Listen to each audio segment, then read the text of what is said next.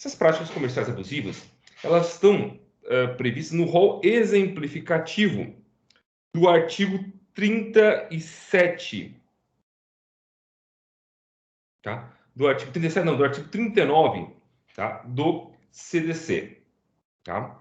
Buenas, antes da gente adentrar nas espécies, nas hipóteses, nos exemplos, para ser mais exato, de práticas abusivas, é preciso que a gente tente entender o que consiste uma prática abusiva. Hoje, todos os motoqueiros com escapamento estourado estão passando aqui na minha rua. Bom, mas primeiro então a gente precisa distinguir, a gente precisa destacar, a gente precisa conceituar o que é uma prática abusiva. Para isso, a gente vai se lançar mão de um conceito, tá, do Antonio Herman Benjamin. Tá? O Antonio Herman Benjamin, eu sempre falo para vocês, ele é um autor, um dos autores mais prestigiados do direito do consumidor. É uma referência da matéria, não só na condição de doutrinador, de jurista, né, que ele é, estudioso do tema, mas também e principalmente porque ele é também ministro do Superior Tribunal de Justiça, tá? Então, conceituado jurista, um conceituado operador de direito.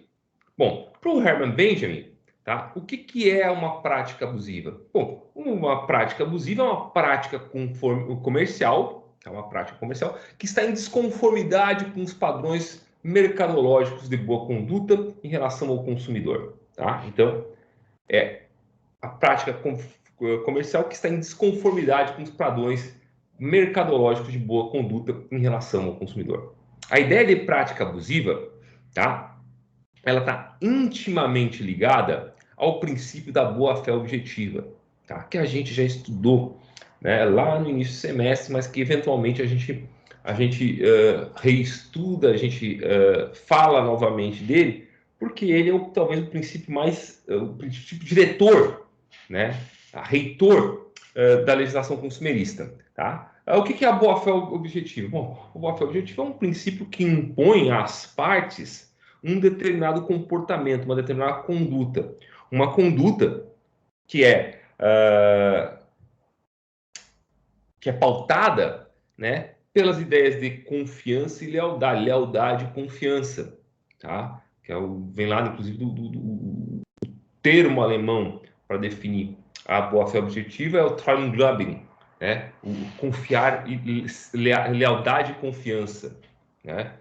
Bom, essas ideias, essa ideia de que as partes devem pautar seu comportamento na relação contratual a partir desses preceitos de lealdade, confiança e respeito para com o interesse do outro, o interesse legítimo do outro, né? Ela impõe que as partes, né, elas observem determinados deveres que não estão pactuados, não estão expressos no instrumento contratual, mas são pressupostos da boa relação contratual. Né? Aí a gente chama esses deveres de deveres anexos ou deveres secundários do contrato.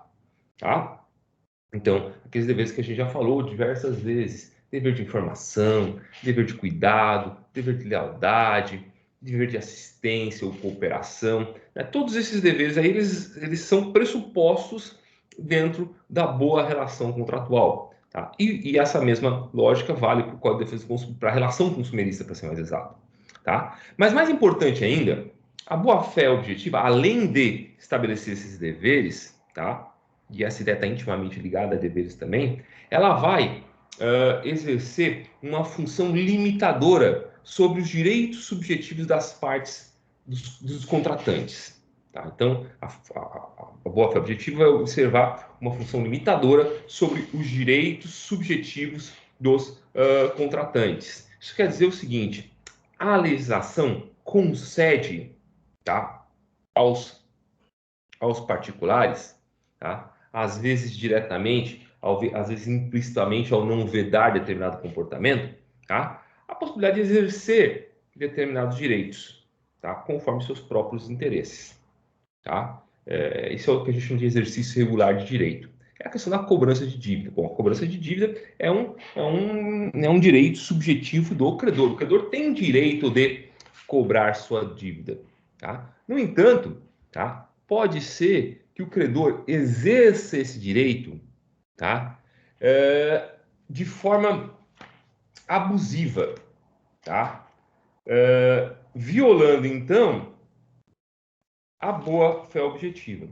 A ideia por trás dessa função limitadora da boa-fé objetiva é aquela ideia que está prevista no artigo 187, que diz lá que é abusivo, ou que também comete ato ilícito, desculpa, o titular de um direito que, ao exercê-lo, excede manifestamente os limites impostos pelo seu fim econômico ou social, pela boa-fé ou pelos bons costumes. Então, a ideia é o seguinte, bom, a lei, o ordenamento jurídico, permite, tá, que o fornecedor, dentro da sua autonomia privada, dentro da sua autonomia da vontade, dentro da sua esfera de liberdade, permite que ele adote práticas comerciais. Só que, em algumas situações, tá, essas práticas comerciais, essa autonomia, tá, precisa ser limitada para evitar que esse exercício de direito cause, por conta do seu abuso, dano a terceiros. Tá? Então, essa é a função limitadora da boa-fé objetiva e que é inerente, né, à própria ideia de prática abusiva, como a gente vai ver aqui no artigo 39. Tá? Um outro ponto importante que a gente precisa destacar aqui é o fato que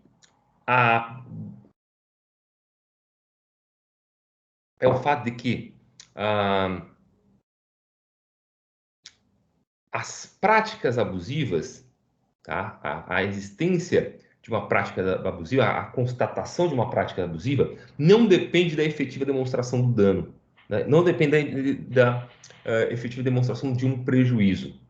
Tá? Então, mesmo que o fornecedor não tenha causado nenhum dano ao consumidor, né? Ao adotar alguma das condutas previstas no artigo 39, tá? Ele ainda assim terá o dever de indenizar. Tá? Ainda assim terá o dever de indenizar, porque existe uma presunção de dano. Tá? Presunção de dano. Tá? Então, independe de demonstração de dano a prática abusiva. E a indenização pela prática abusiva, assim como a sanção, tanto na esfera, na esfera administrativa e civil. Tá? Bom, então vamos lá, vamos ler agora o artigo 39, começar pelo caput, tá? Que já nos diz alguma coisa. Então diz assim o artigo 39 caput. É vedado ao fornecedor de produtos ou serviços, dentre outras práticas abusivas. Bom, esse dentre outras, aí, no artigo 39, no caput do artigo 39, vem nos dizer que essas condutas previstas no artigo 39, tá, não são taxativas. Ou seja, existem práticas abusivas outras que não apenas essas previstas nos 11 incisos do artigo 39. Tá? Existem outras condutas, tá? O rol, então, não constitui um rol taxativo, não é números clausos, não são números fechados, tá? Pode acontecer que, no exercício da função judicante, no exercício da função jurisdicional, o magistrado se depare com outras, ou mesmo também o órgão fiscalizador, no exercício da função de fiscalização, por exemplo, o PROCON, eles podem se deparar com práticas que, ainda que não previstas expressamente no artigo 39, sejam compreendidas como práticas abusivas. Tá? Por quê? Ora, porque ferem os princípios e os direitos do consumidor. Tá? Então, a gente tem que entender que esse rol ele é meramente exemplificativo. Ele não tende a ser exaustivo, traçar lá todas as hipóteses de condutas que correspondam a práticas abusivas. Tá? Vamos começar com a primeira delas, talvez a mais comentada e a mais famosa dessas práticas abusivas, que é a prática abusiva, aliás, as duas práticas abusivas previstas no inciso 1º do artigo 39. Então, diz lá o artigo 1º do inciso, no inciso 1º do artigo 39. Eu perdi aqui. Condicionar o fornecimento de produto ou de serviço ao fornecimento de outro produto ou serviço, bem como, sem justa causa, a limites quantitativos.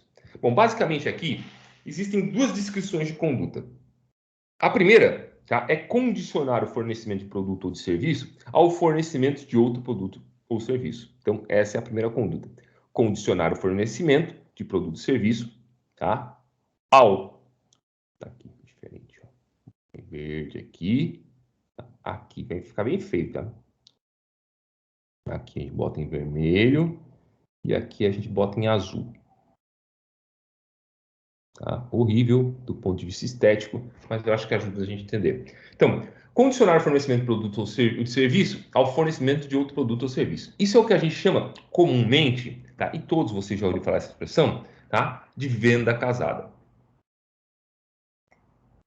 Então, a prática da venda casada, que é justamente o condicionamento da aquisição de um produto ou de um serviço à aquisição de outro produto ou serviço, tá? Ela é uma prática abusiva condenada pela legislação consumerista. Tá? Por outro lado, eu tenho uma segunda conduta, que é condicionar o fornecimento de produto ou de serviço, tá, a limites quantitativos. Tá? Essa é a segunda conduta descrita no inciso 1º do artigo 39. Tá? Mas vamos trabalhar primeiro da venda casada. Então, condicionar o fornecimento de produto ou de serviço ao fornecimento de outro produto ou serviço. Isso é bastante comum, a gente sabe. A gente eventualmente se depara com situações de venda casada, né? Mas vamos traçar aqui duas situações da jurisprudência que podem nos ajudar como exemplos de venda casada. Primeiro exemplo, tá? Que ganhou recentemente bastante, recentemente não, já faz alguns anos, né? Mas que teve bastante presente na mídia, foi a questão da venda de alimentos em estabelecimentos cinematográficos, em cinema, né? O que comumente acontecia? Comumente, né, a pessoa que fosse assistir um filme não podia, no caso de um shopping, por exemplo, adquirir, tá, lanches, adquirir comida, tá, adquirir alimentos, refrigerante, etc., né, na praça de alimentação do shopping para consumi-las dentro do cinema. Havia uma proibição do cinema a esse tipo de prática. Tá? A intenção, né,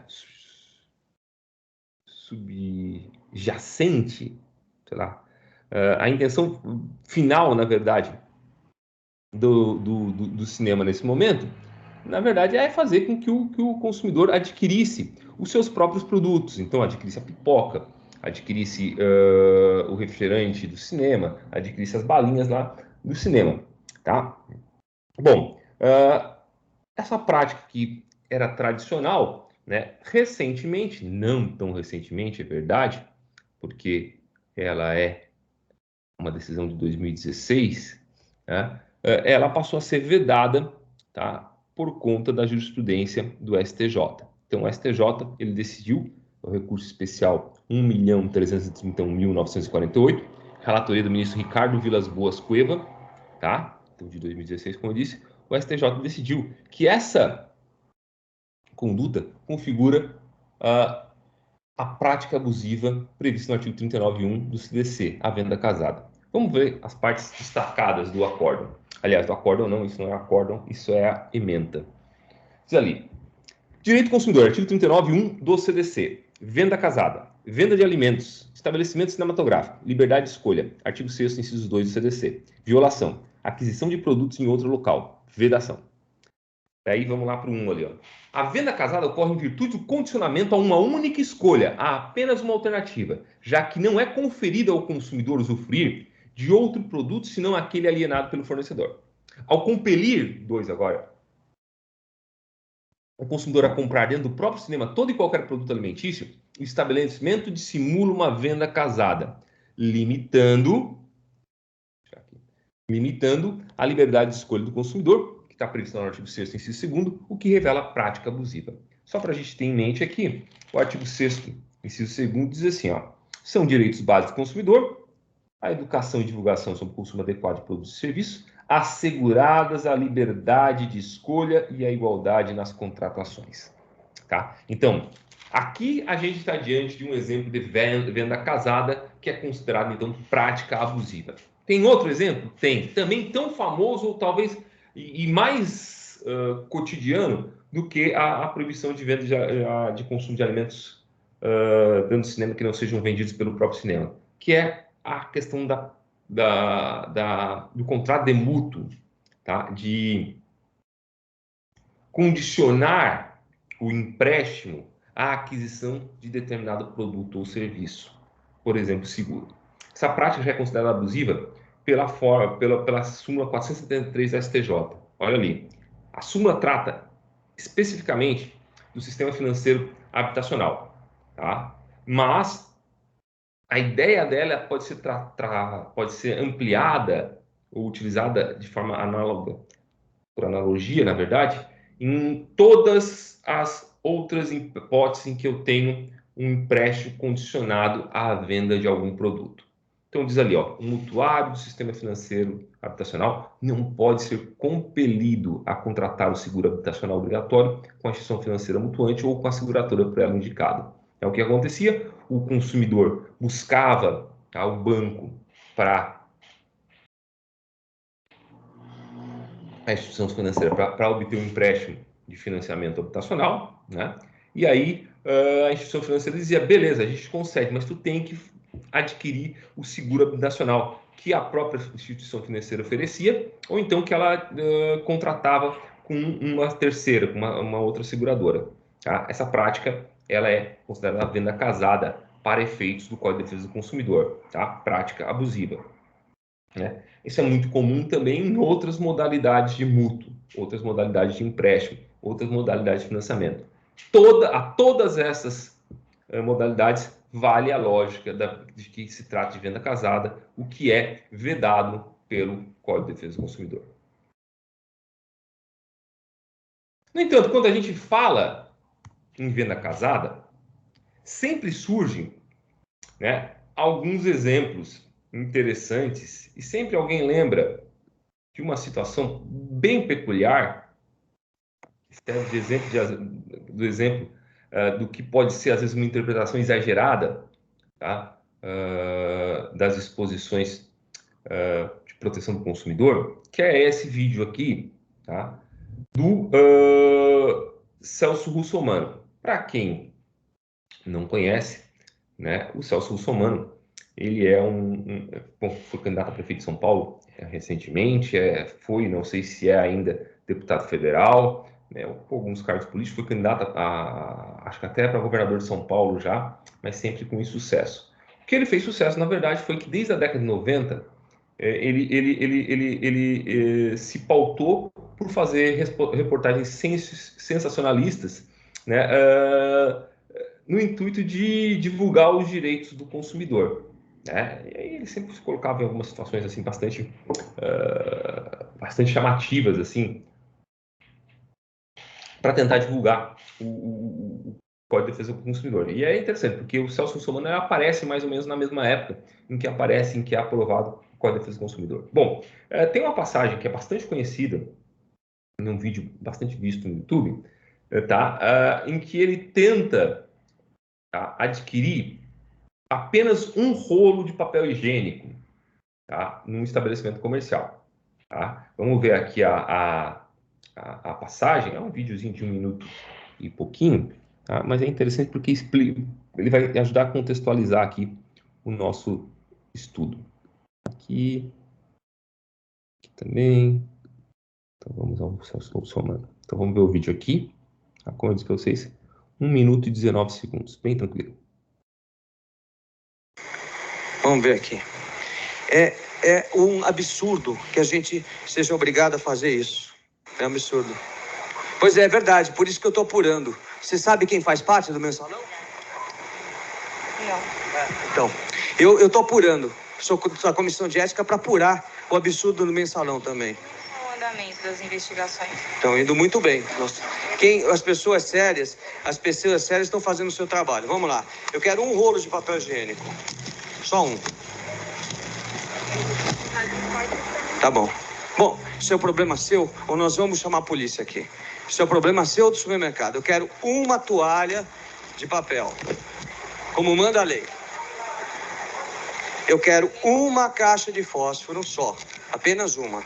A gerente tem o poder para resolver o problema. Uma caixa de fósforo. Não, senhora. Eu tenho como chamar a polícia aqui. Não. Bom, isso Então, isso é um problema seu. Você pega uma maquininha de calcular, divide pela quantidade. Divide pela quantidade. Eu quero um. Você tem o código? Tem um produto. Eu quero isso. Ou então a gente vai solicitar o comparecimento da polícia e eu vou ser obrigado a te conduzir até o distrito policial. Bom, gente, então, aqui a gente tem o que eu posso dizer, um exemplo de abuso, né, uma interpretação abusiva do Código de Defesa do Consumidor. Eu pergunto para vocês, vocês acham que a postura adotada pelo... Não vamos nem falar da falta de educação, mas a postura adotada pelo repórter, pelo apresentador aí, ela está correta, ela está amparada no Código de Defesa do Consumidor, como ele alega, né? Trataria-se aqui de uma venda casada, o consumidor tem direito de, nesse tipo de produto, exigir apenas uma unidade. O que a doutrina entende sobre isso? Tá? O que a doutrina entende sobre isso? Bom, eu trouxe aqui um comentário do Risato Nunes. Eu não coloquei aqui a fonte, peço desculpa, mas é do Risato Nunes. E que ele diz assim, ó: a operação casada pressupõe a existência de produtos e serviços que são usualmente vendidos separados. O lojista não é obrigado a vender apenas a calça do terno. Da mesma maneira, o chamado pacote de viagem oferecido por operadoras e agências de viagem não está proibido. Nem fazer oferta do tipo compre este e ganhe aquele. O que não pode o fornecedor fazer é impor a aquisição conjunta, ainda que o preço global seja mais barato que a aquisição individual. Então, vejam só, aqueles produtos que usualmente são vendidos separados, tá? É que são sujeitos, tá? É que podem ser... deixa eu voltar. A venda conjunta de produtos que usualmente são vendidos separados é que caracteriza a venda casada, que é vedada pelo artigo 39, inciso 1º, tá? Quando os produtos são tradicionalmente vendidos em conjunto, aí não há que se falar em venda casada, aí não há que se falar em prática abusiva. Então, tradicionalmente, papel higiênico é vendido, no mínimo, em rolo, em um pacote de 4 rolos. Né? Iogurte é tradicionalmente vendido em bandejas, né? Às vezes de 2, às vezes de 4, às vezes de 6, tanto faz. Tá? Ali ele abre também um rolo desses de papel toalha, também a mesma lógica. Se o produto ele tradicionalmente é vendido, tá, em conjunto, tá, eu não posso pretender exigir apenas uma unidade, sob pena de eu estar descaracterizando a própria natureza do produto. Tá? O que acaba gerando um prejuízo para o fornecedor, já que para ele fica difícil vender, por exemplo, um pacote um pacote de papel higiênico apenas com 3 rolos e não com 4, como geralmente acontece. Tá? Então, isso é uma coisa importante. Ali. Professor, Oi. isso que você falou é correto, mas aí não justifica o fornecedor deixar a venda, a unidade, unitário daí? Ele não está obrigado, tá? Ele não tem obrigatoriedade. Se o produto tradicionalmente sempre foi vendido em conjunto com outros, né? Então, não numa única unidade, né? O fornecedor não está obrigado a disponibilizar a unidade. Ele pode, tá? Mas ele não está obrigado. Então, ele não é obrigado a ter o produto unitário, então. Não é obrigado a ter produto unitário. Nessas circunstâncias em que o produto é tradicionalmente vendido em conjunto. Tá? Beleza? Vamos botar assim, ó, por exemplo, não é tradicional, tá, que shampoo e condicionador sejam vendidos juntos. É possível que sejam vendidos juntos, perfeito. Tá? Certo. Mas não é tradicional que eles sejam vendidos juntos, é tradicional que sejam vendidos separados. Se eu chego no supermercado e todos os shampoos e condicionadores estão sendo vendidos conjuntamente, a gente está diante de uma venda casada. Porque está me obrigando a adquirir um produto condicionado a outro, um produto que tradicionalmente não é vendido assim. Certo. Perfeito? Eu achava que o comerciante, o fornecedor, ele Ele poderia também expor ali o produto da unidade. Hoje já é, né? Tradicionalmente, o mínimo é 4, que nem o papel higiênico, o mínimo é 4, o papel toalha, o mínimo é 2, né? Isso. Mas assim, eu volto a frisar, tá? Eu Poder ele pode, ele só não está obrigado a. Então, entendi. nada impede que o comerciante venda um rolo de papel higiênico só, um iogurte só. É possível que ele faça isso, tá? Agora, ele não está obrigado a, Certo, certo. tá? Então, consta no código, então. Isso. Certo. Obrigado, professor. Bom, a outra conduta vedada, tá, do artigo 39, inciso 1º, é a conduta de condicionar o fornecimento de produto ou serviço a limite quantitativo, tá? Então, condicionar o fornecimento de produto ou de serviço a limite quantitativo sem justa causa, tá? Sem justa causa. Bom, essa é aquela situação em que o comerciante ou obriga, tá, o consumidor a adquirir uma quantidade máxima de produtos para vender esse produto para o cliente. Então, beleza, eu vou lhe vender. Eu tenho aqui 10 cervejas, só lhe vendo essas cervejas se você adquirir as 10. Tá? Ou então, quando impõe um limite quantitativo mínimo, né? Não, desculpa, me troquei aqui. Esse é o limite quantitativo mínimo. Então, quer dizer, ó, eu chego lá para comprar uma cerveja com o comerciante e ele diz assim: olha, eu até te vendo a cerveja, mas você, no mínimo, tem que adquirir as 10 cervejas que tem aqui. Tá? Então, não pode isso, é uma conduta vedada. Da mesma forma, tá? Ele não pode limitar o meu acesso a determinados produtos. Isso a gente vai ver que é de alguma forma flexibilizada. Então, ele não pode limitar, tá? Que eu adquira, ou eu quero comprar 10 papéis higiênicos, 10 pacotes de papel higiênico. Tá? A princípio, ele não pode limitar, tá, a minha vontade de adquirir, tá, mais que 10 pacotes de papel higiênico. Tá?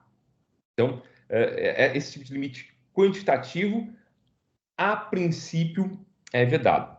Eu digo que a princípio é vedado por quê? Porque, primeiro, tem uma questão aqui no próprio inciso 39, no inciso 1º, que fala que sem justa causa.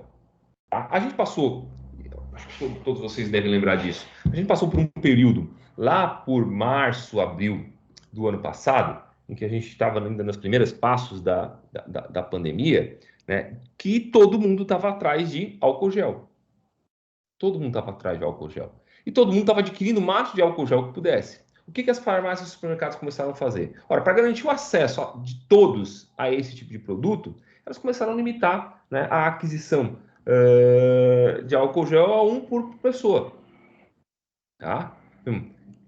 Há uma justa causa aqui a amparar, tá, a conduta dos comerciantes. Tá? Nesse caso, então, a gente não vai ter verificado uma prática abusiva. Tá? Mesma coisa, quando teve a greve dos caminhoneiros lá em 2018, 2019, nem em 2017, eu acho. Não, 2018 foi.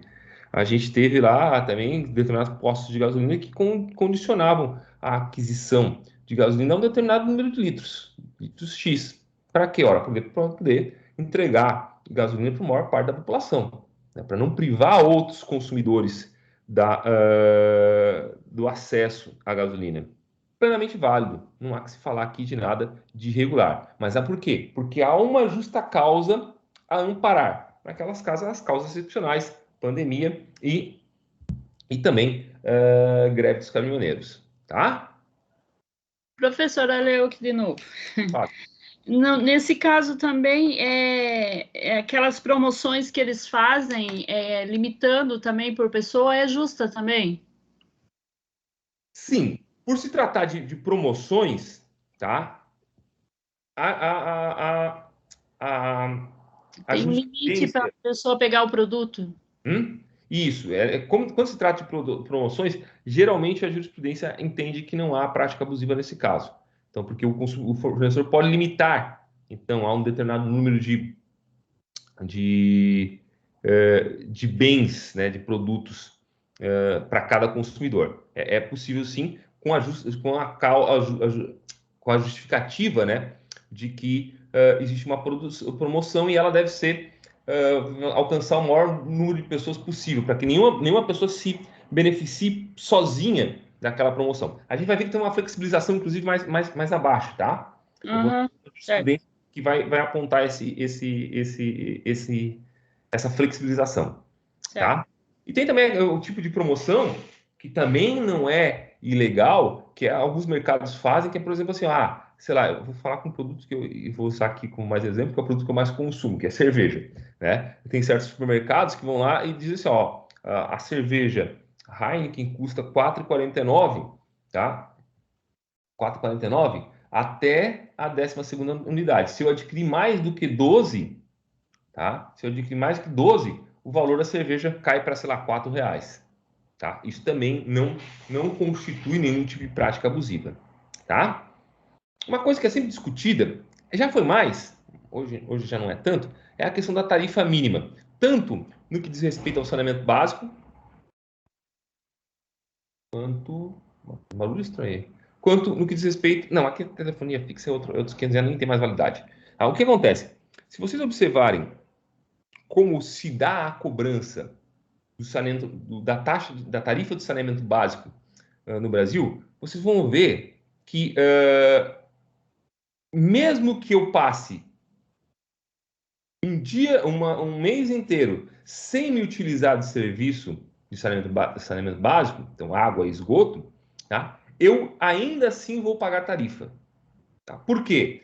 Porque a lei permite que as concessionárias desse tipo de serviço, tá, possam cobrar uma quantidade mínima, tá? Possam cobrar uma quantidade mínima de consumo. Tá? Isso está autorizado pela Lei 11.445 de 2007, diz ali o artigo 30. Ó.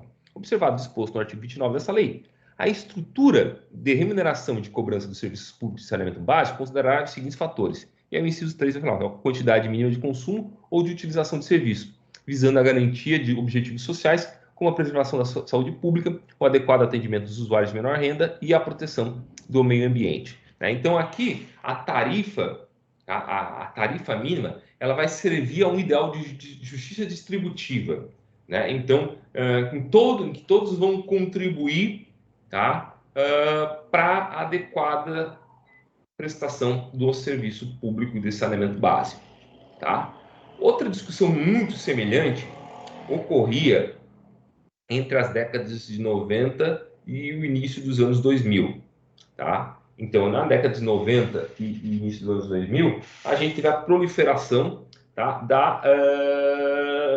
do telefone, né, do acesso ao serviço de telefonia fixa naquele tempo. E aí o que acontecia? As operadoras de telefonia fixa, elas exigiam que o consumidor pagasse um número mínimo de pulsos por mês. Uma tarifa básica também. Então, consumindo ou não aquele número de pulso, eu acho que era pulso que se chamava, tá? Você pagaria por eles. Tá? E isso foi, obviamente, judicializado e bastante discutido, né? Justamente por conta do que está disposto no artigo 39, inciso 1º e 2ª parte, né? Até que o STJ se pronunciou de forma definitiva no enunciado da súmula 356, dizendo que é legítima a cobrança de tarifa básica pelo uso do serviço de telefonia fixa. Tá? Então, pode sim a operadora de telefonia, né, exigir o pagamento de uma tarifa mínima, né, ainda que não utilizada pelo consumidor. Tá? Hoje é meio demodê falar em telefonia fixa, porque eu, por exemplo, aqui na minha casa não tenho, no meu escritório, quando toco, eu até me assusto, né, e geralmente é para oferecer empréstimo consignado. Né, então, mas de qualquer forma, né, fica aí o registro, porque durante um bom tempo foi uma discussão muito preemente na nossa jurisprudência brasileira. Vou pegar um cafezinho e já volto aí, tá?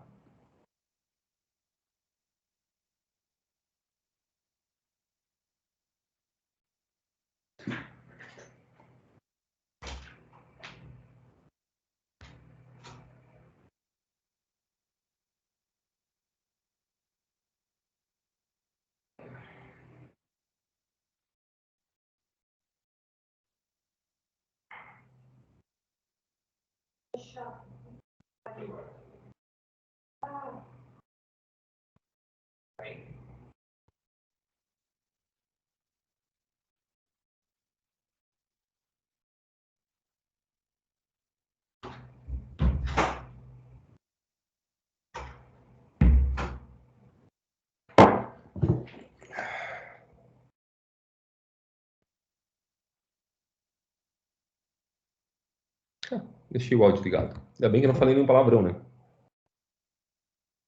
Bom, gente, a segundo inciso do artigo... Nossa. O segundo inciso do artigo 39, e a segunda, logo, conduta considerada como prática abusiva, tá? A conduta que consiste em recusar atendimento às demandas dos consumidores na exata medida da sua disponibilidade de estoque e ainda de conformidade com os usos e costumes.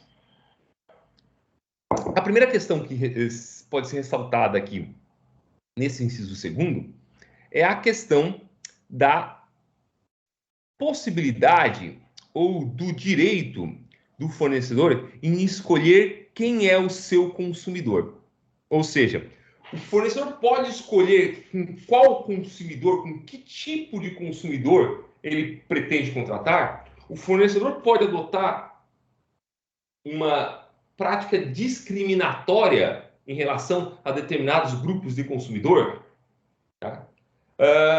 Bom, no Brasil a gente não tem uma coisa tão preemente assim, ainda que haja algumas jurisprudências, tá? Mas a gente tem um caso nos Estados Unidos que ressalta, que é bastante interessante, tá? Que é o caso do confeiteiro que se recusou a fazer um bolo nupcial, né? Um bolo de casamento para um casal homoafetivo. Então eles iam celebrar uma cerimônia de casamento, né? Esse casal homossexual, né? E procurou um confeiteiro, tá? Que, por razões religiosas, se recusou a fazer o bolo, então o bolo de casamento.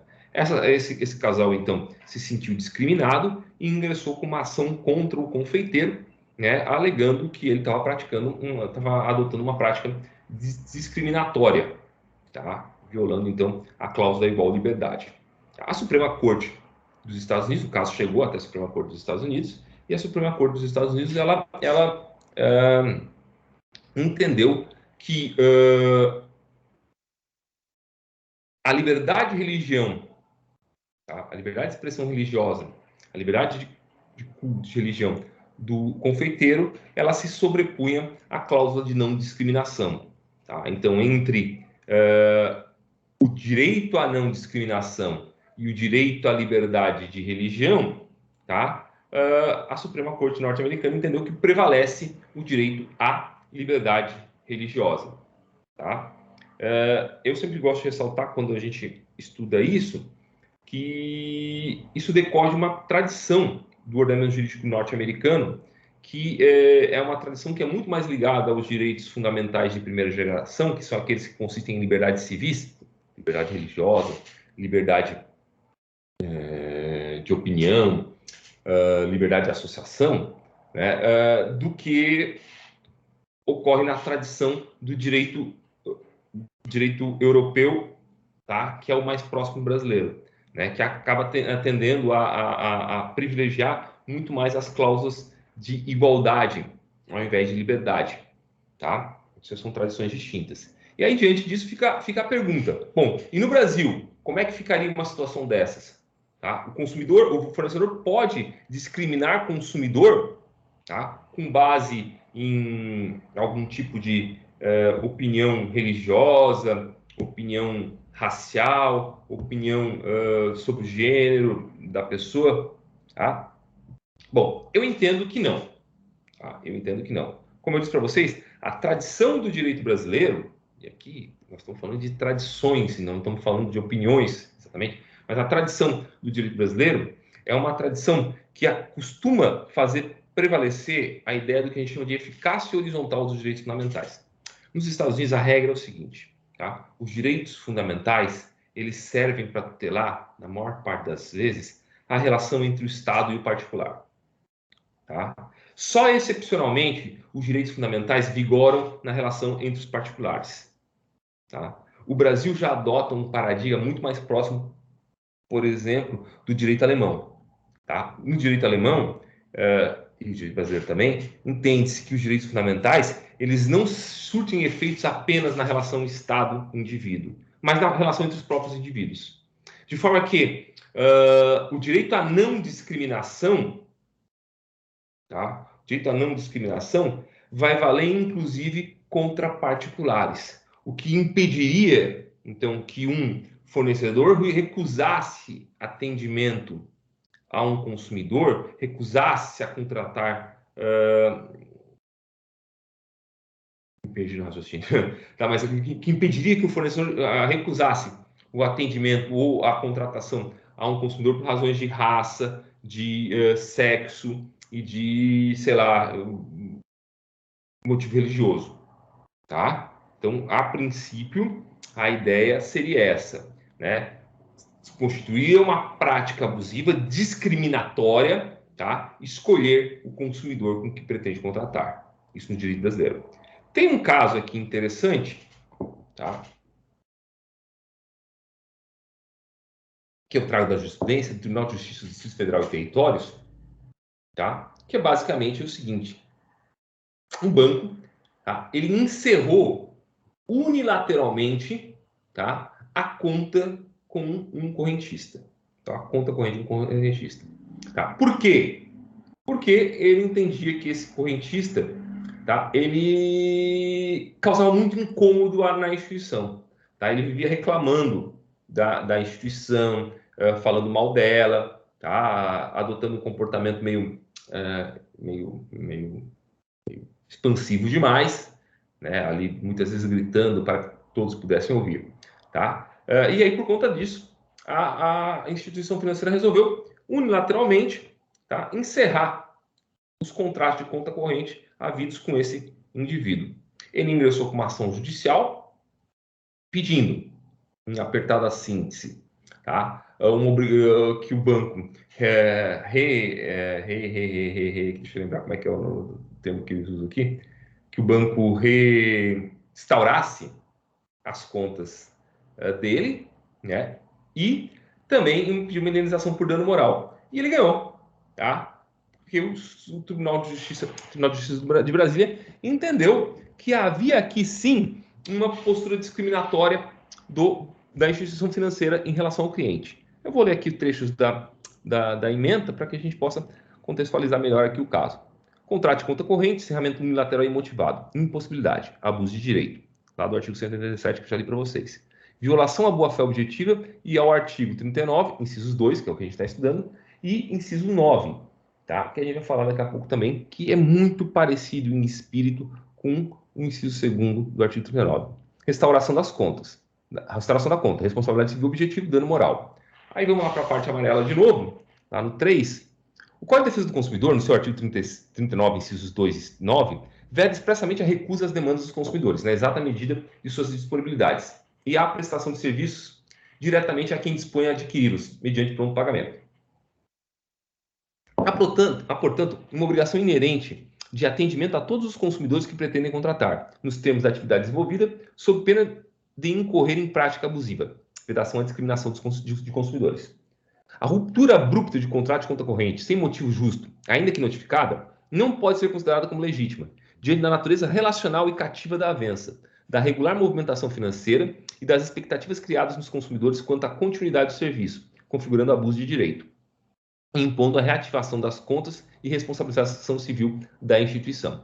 A alegação fundada na autonomia privada e no difícil relacionamento envolvendo a clientela dos autos, que aparece no banco apelante para reclamar e falar mal da instituição financeira, muitas vezes gritando para que todos pudessem ouvir, não constitui motivação idônea para fundamentar a rescisão unilateral das contas correntes. Então, aqui, o tribunal entendendo que não caberia à instituição financeira decidir não contratar com um consumidor por conta da falta de urbanidade dele, para dizer o mínimo. Tá? Mas eu tenho aqui um outro ponto interessante que se casa com o inciso 1º, tá? Que é a questão de se o consumidor pode levar todo o estoque do fornecedor.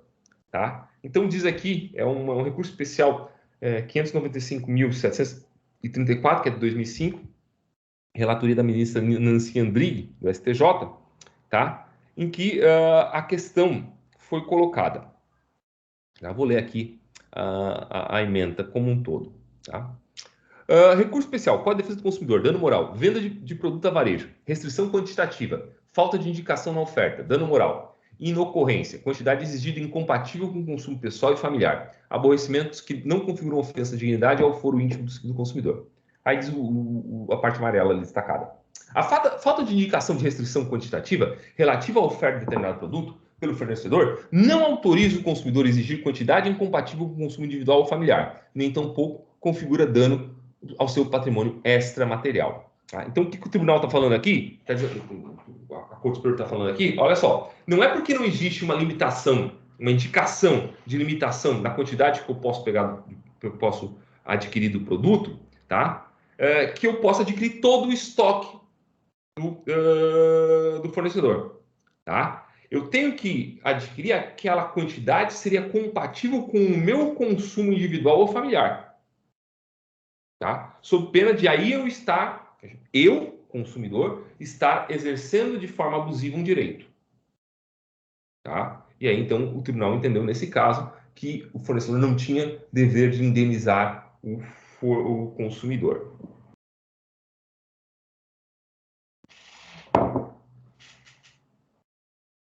Inciso 3. Enviar ou entregar ao consumidor, sem solicitação prévia, qualquer produto ou fornecer qualquer serviço.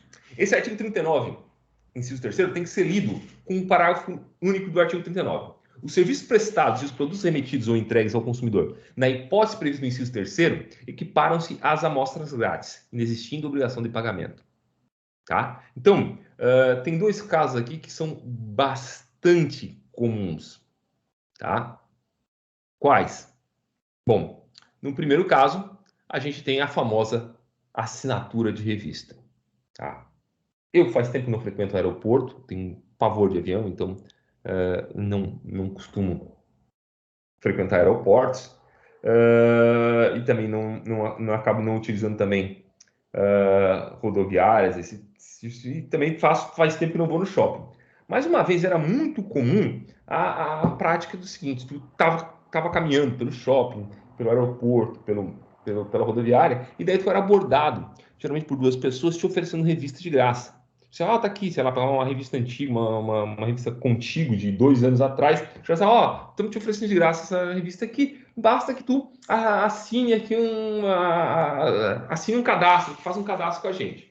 E aí tu ia lá e fazia o cadastro lá, porque tu queria receber aquela revista que, na verdade, nem era uma revista nova, já estava bastante desatualizada. Né? Era um tal de pega-trouxa. Né? O cara assinava, aliás, ele geralmente nem assinava, ele só preenchia lá o cadastro, tá? E aí, de repente, começava a receber, tá? As suas revistas em casa, junto com o boleto ou o desconto, né? Do valor da assinatura no seu cartão de crédito, tá? Bom, o que entende os tribunais quanto a esse tipo de prática? Eles entendem que se trata de uma prática abusiva, tá? Então, fornecer produto ou serviço sem consentimento prévio, tá?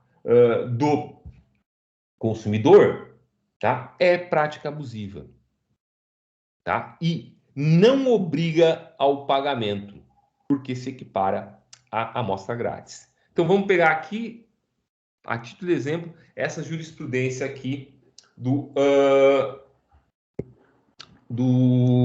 Tribunal de Justiça do Distrito Federal. Tá? Diz ali, só vou ler a parte destacada. A prova da solicitação do produto cabe ao fornecedor, não se podendo impor à parte tipo suficiente demonstrar a ocorrência de fato negativo. Então, vejam só, cabe ao fornecedor demonstrar, tá, que houve solicitação prévia do consumidor. Tá? Até porque fica difícil para o consumidor fazer prova negativa desse fato. Tá? Ausente a referida prova, reconhece sim devido à cobrança da assinatura da revista, considerando-se amostra grátis os periódicos encaminhados à residência do consumidor. Artigo 39, parágrafo único do CDC. O que dá ensejo à restituição em dobro dos valores debitados em conta de cartão de crédito, nos termos do artigo 42, parágrafo único do Código de Defesa do Consumidor, que nós vamos tratar ainda hoje. Então, veja só, o que o tribunal está dizendo aqui?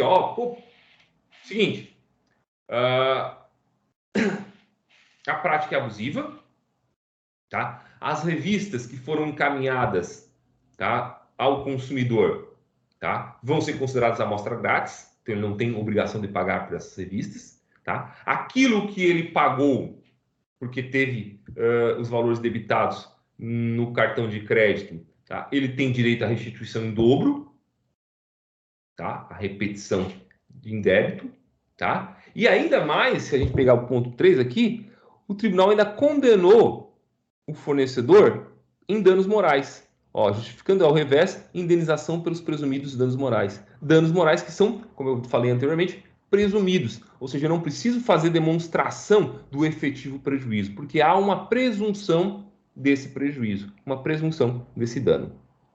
Tá? Um outro caso aqui, eu depois volto para esse caso da apelação civil.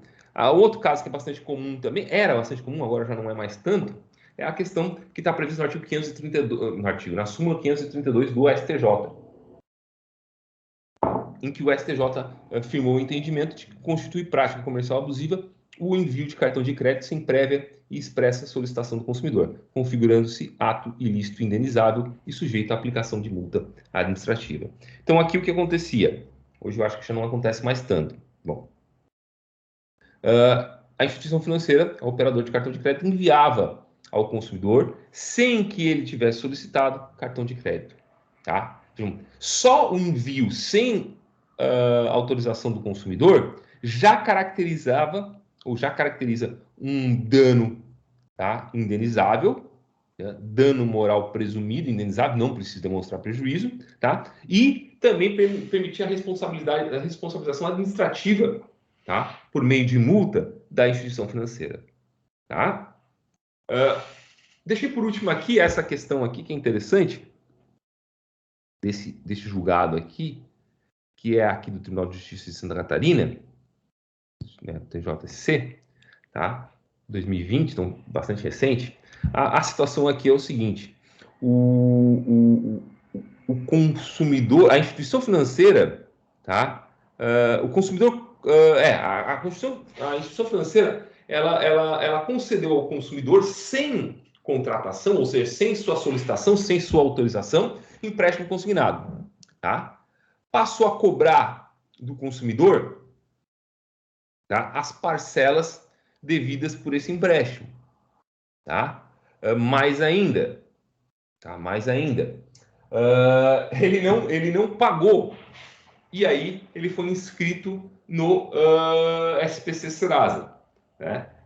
Bom, ele ingressou com a ação, obviamente, a declaração de inexistência de ação declaratória de inexistência de débito, né? Pedindo dano moral, teve reconhecido então a inexistência do débito, teve reconhecido o dano moral. No entanto, ele tinha feito mais um pedido, que era o pedido de manter consigo, a título de amostra grátis, o dinheiro que ele tinha recebido por conta do empréstimo.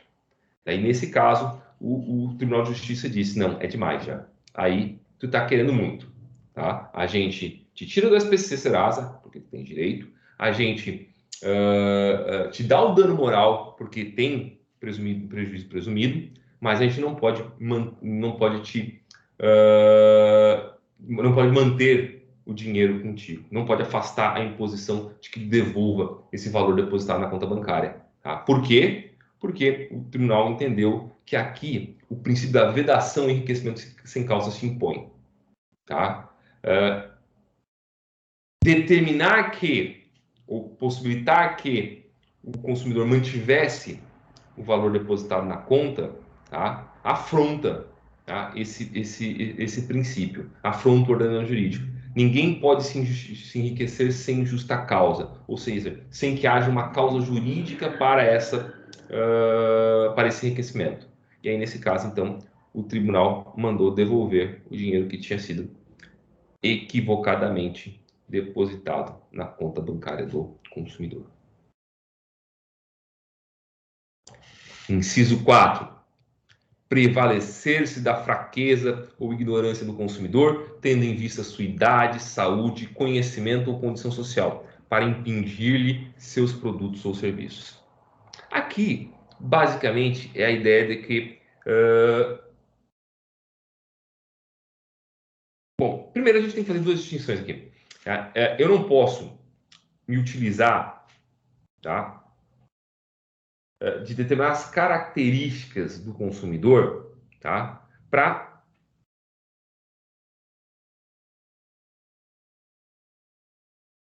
forçá-lo, tá, a adquirir produto ou serviço.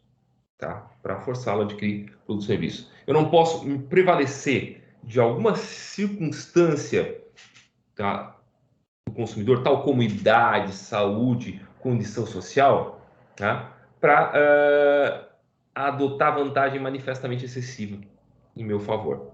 Tá? Então, aí é que tem, por exemplo, tá, algumas situações que eu devia ter trazido aqui e não trouxe, tá? Mas é aqui que entram algumas situações, como, por exemplo, tá, a proteção do consumidor hipervulnerável. A gente já estudou isso lá nas primeiras aulas, né, que uma das características do direito do consumidor é que ele tem como presunção absoluta a ideia de vulnerabilidade do consumidor. Então, o consumidor está sempre tá uma relação de vulnerabilidade em relação ao fornecedor. Tá? Mas existem alguns consumidores que estão em uma posição de maior vulnerabilidade ainda do que o consumidor médio. É o caso, por exemplo, do idoso, da criança, do deficiente. Tá? E essas pessoas, tá? Da pessoa com necessidade especial, tá? Essas pessoas, tá? Elas são muito mais vulneráveis do que o consumidor tradicional. Daí porque o ordenamento jurídico lhes confere ainda mais proteção. Né? Então, a gente vai ter, por exemplo, a vedação, tá? Ou a fiscalização, né? Sobre empréstimo consignado. Né? A gente tem aí a prática abusiva. Deixa eu pegar aqui, consignado, fiscalização.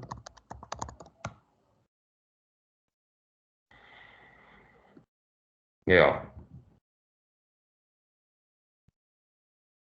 Já no de 2019. Então, o que a gente tem visto, por exemplo, é uma proliferação cada vez maior de oferta de crédito consignado para idosos, para aposentados, visando se aproveitar dessa condição mais vulnerável deles. Então, a pessoa primeiro liga 500 mil vezes, oferecendo todas as vantagens e benefícios, né? E quando o indivíduo vê, ele está lá quase praticamente forçando a contratar para parar. Né? Eu tenho uma experiência bastante significativa com isso, porque há mais de 20 anos atrás, a minha mãe fez um plano de telefonia para a família inteira, e o meu telefone está no nome dela até hoje. Minha mãe tem mais de 70 anos, é aposentada, né? E aí até pouco tempo atrás, era todo dia eu recebia todo dia não, eram 3 ou 4 vezes ao dia eu recebendo ligação de pessoas, de instituições financeiras procurando pela minha mãe, porque queriam oferecer para ela empréstimo consignado.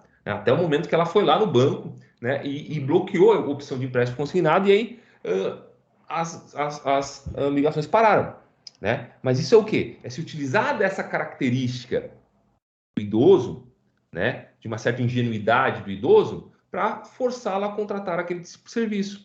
Tá? Por isso que o PROCON, o INSS, a Secretaria Nacional de Direito do Consumidor, elas têm atuado, tá? Tentando impedir esse tipo de prática, tá? Justamente com base ou por entender que se trata de uma prática abusiva na forma do artigo 39, inciso 4.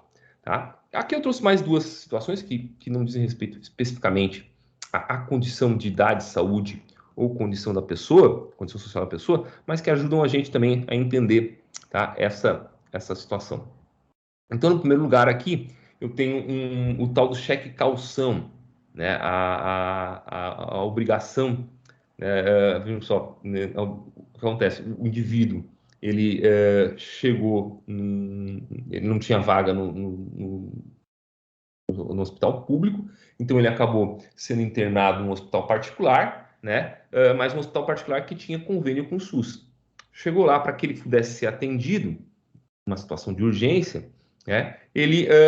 Obrigaram ele a emitir cheque calção, tá? Com um valor lá X, tá? Bom, o Tribunal de Justiça de Santa Catarina, esse julgado do Tribunal de Justiça de Santa Catarina, ele entendeu que essa situação caracteriza estado de perigo, lá do artigo 156, tá? Do Código Civil. Aquele vício de consentimento, já junto com erro, com dolo, com a coação, que é caracterizado pelo seguinte dispositivo, né? Aqui, ó. Configura-se estado de perigo quando alguém, premido da necessidade de salvar-se, ou a pessoa de sua família, de grave dano conhecido pela outra parte, assume obrigação excessivamente onerosa. Então, aquela situação, pô, minha mãe tá infartando ali, tá? E o hospital exige que eu assine um cheque calção de 20, 30, 40 mil reais para garantir a internação dela. Bom, eu assino um cheque de 30, 40, 50, 100 mil reais, tá? Mas o que acontece é que essa obrigação vai ser considerada nula, tá? Por quê? Porque estão se prevalecendo uma condição de fraqueza, tá? Da minha condição de fraqueza, para me obrigar a adquirir determinado produto ou serviço. A mesma coisa é a súmula 302 do STJ, que estabelece que é abusiva a cláusula contratual de plano de saúde que limita no tempo a internação hospitalar do segurado. Então, quer dizer, que você só pode ficar internado, que o plano de saúde só vai cobrir 30 dias da sua internação. Se passar de 30 dias, o resto você vai ter que arcar por conta própria. Tá? Súmula 302 impede esse tipo de prática, por se entender que é prática abusiva, né? Leva em consideração, não só a situação de saúde fragilizada do segurado.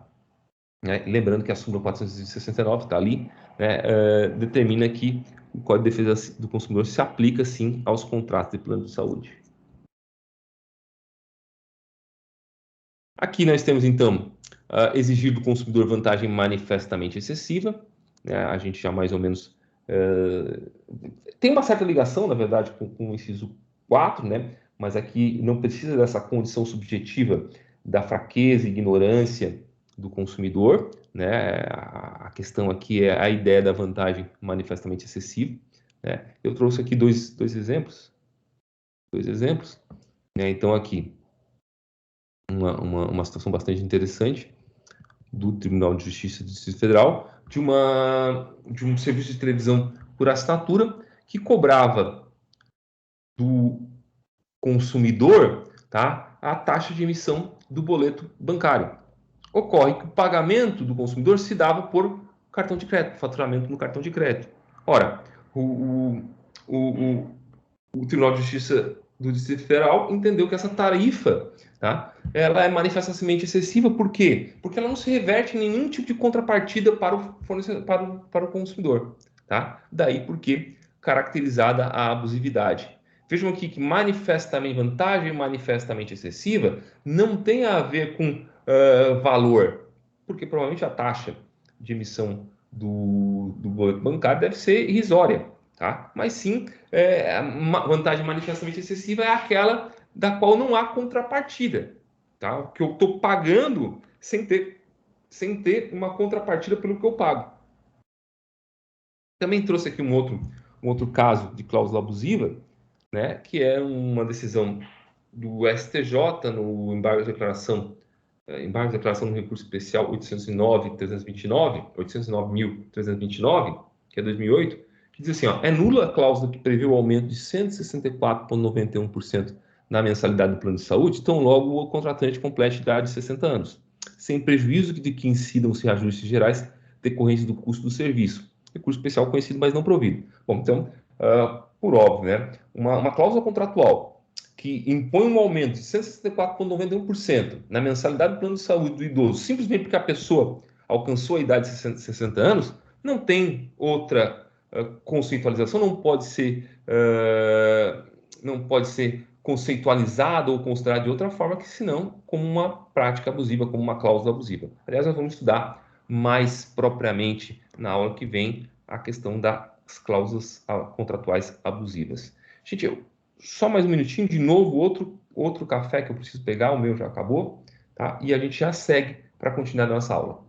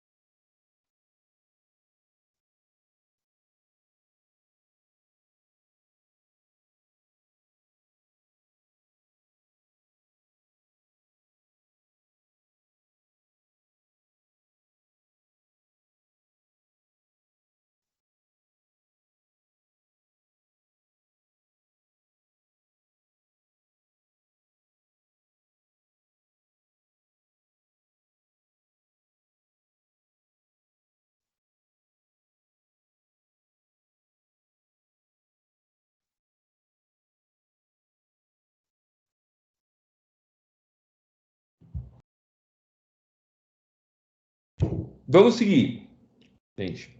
Eu vi aqui que tem um pessoal com dificuldade de acessar o link da aula, mas, bom, a gente não entende esses links aqui. Bem, vamos lá.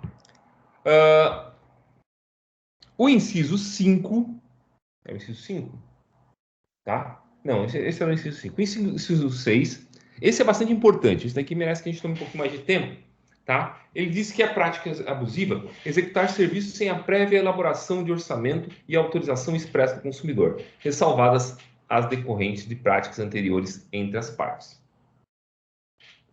Então, vejam só, tá? Para que a execução de um serviço seja válida, tá? É necessário que, primeiro, haja um orçamento prévio, tá? E que o serviço só seja executado após a autorização expressa do consumidor. Então, não basta que haja orçamentos tão somente. É preciso que haja uma autorização expressa do consumidor, tá? Autorizando a execução do serviço. Tá?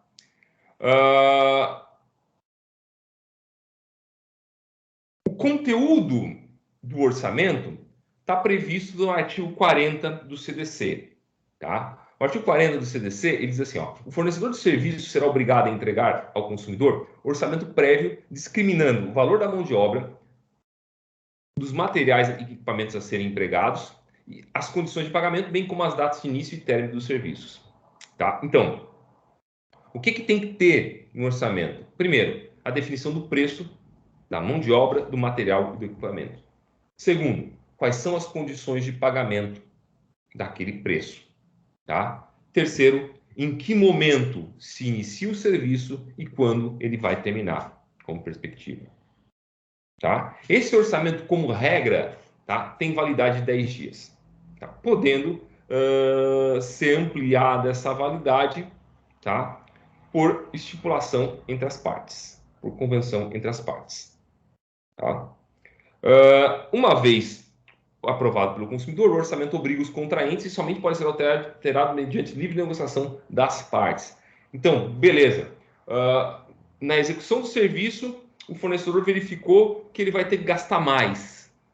Tá? Que o orçamento que ele deu não é suficiente para a execução do serviço.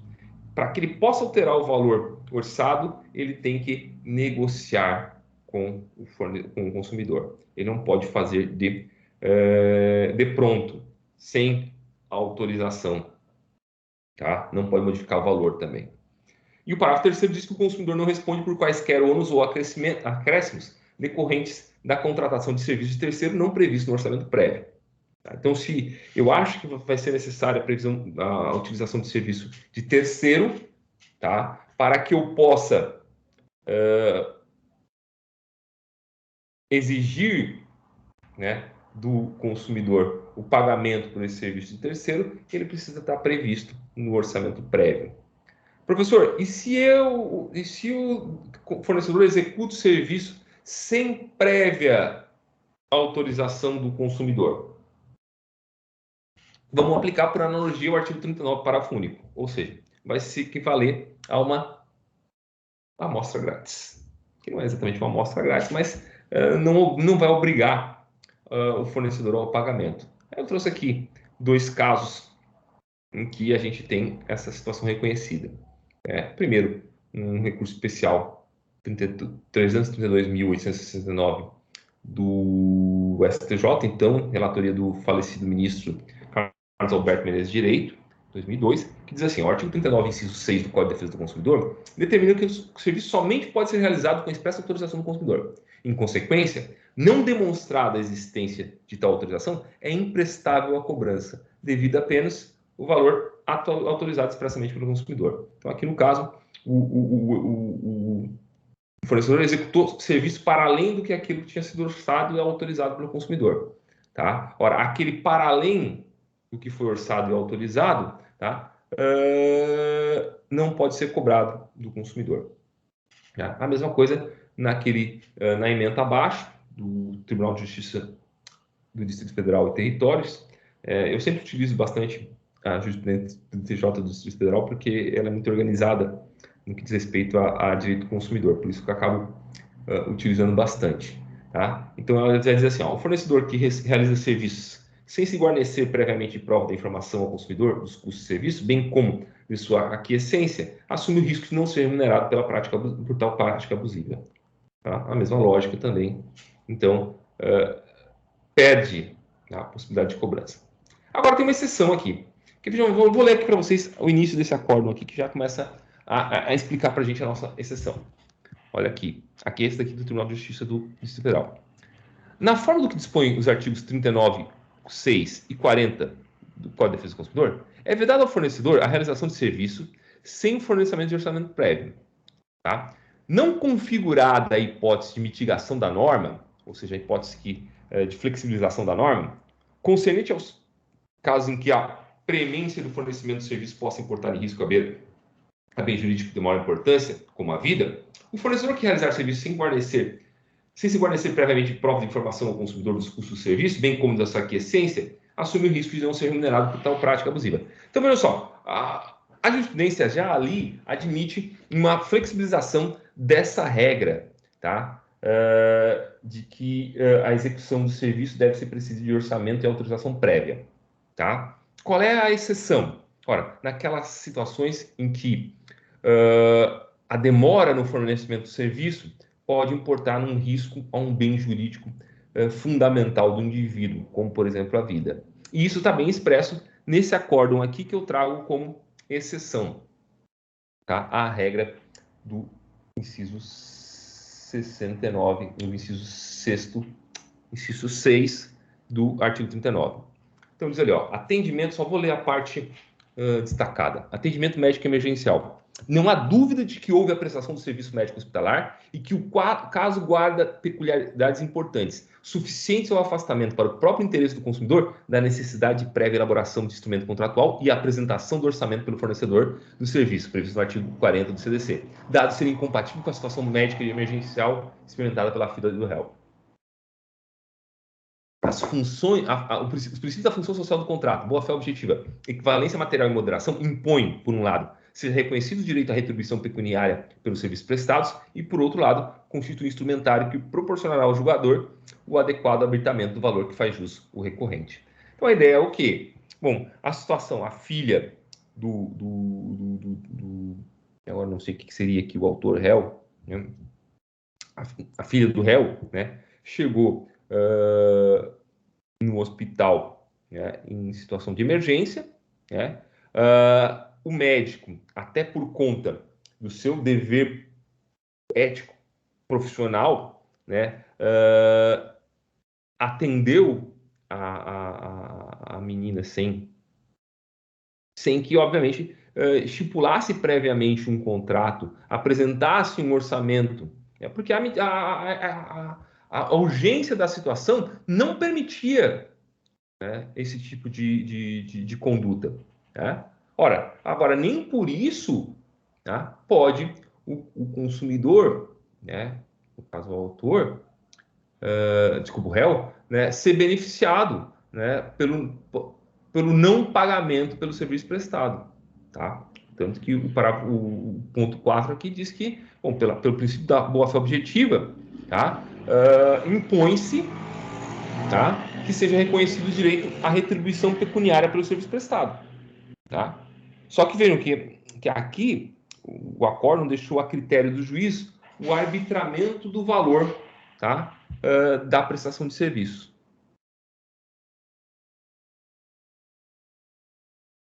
Inciso 8º, repassar informação depreciativa referente ao ato praticado pelo consumidor no exercício de seus direitos. Sei lá, o consumidor procura o call center, procura o serviço de atendimento ao consumidor para fazer uma reclamação quanto ao serviço prestado, tá? Pelo fornecedor, e o fornecedor faz constar, por exemplo, né, alguma característica ou alguma informação depreciativa, tá, sobre esse consumidor, né, no cadastro dele. Tá? Isso é, sim, uma prática abusiva. Volta e meia a gente vê gente empresa que é condenada por causa disso, né? por causa da utilização inadequada do serviço de atendimento ao consumidor. Não sei se vocês lembram de alguma situação nesse sentido. Eu lembro de algumas, mas infelizmente eu não achei, não consegui procurar, na verdade, um exemplo para trazer aqui para vocês. Isso aqui bem atual aqui em Criciúma. Colocar no mercado de consumo qualquer produto ou serviço em desacordo com as normas expedidas pelos órgãos oficiais competentes, ou, se normas específicas não existirem, pela Associação Brasileira de Normas Técnicas, a ABNT, ou outra entidade credenciada pelo Conselho Nacional de Metrologia, Normalização e Qualidade Industrial, com o Metro. A gente teve aqui um caso bastante emblemático, há um tempo atrás, poucos dias atrás, de um açougue clandestino, uma casa de abate clandestina, que vendia carne, em desacordo com a vigilância sanitária, vendia carne de cavalo.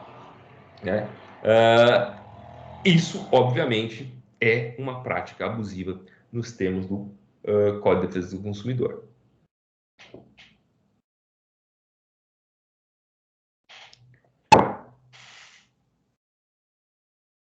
Vejam que nós estamos aqui diante de uma questão de deficiência de informação. Mesmo que a informação fosse prestada, de que se trata de carne adquirida em abatedouro clandestino, ainda assim haveria a prática abusiva, porque a prática abusiva aqui consiste em botar no mercado produto em desacordo com as normas dos órgãos oficiais, das normas regulamentares. As regulamentações dos órgãos oficiais. Gente, aqui no inciso 9, a gente tem uma reprise, basicamente, do inciso 2. Recusar a venda de bens ou a prestação de serviços diretamente a quem se dispõe a adquiri-lo mediante pronto pagamento, ressalvados os casos de intermediação regulados em lei especial. Então, vejam só, se eu tenho lá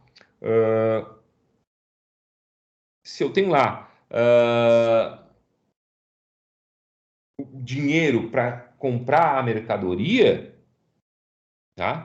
o fornecedor não pode se recusar a vender para mim essa mercadoria.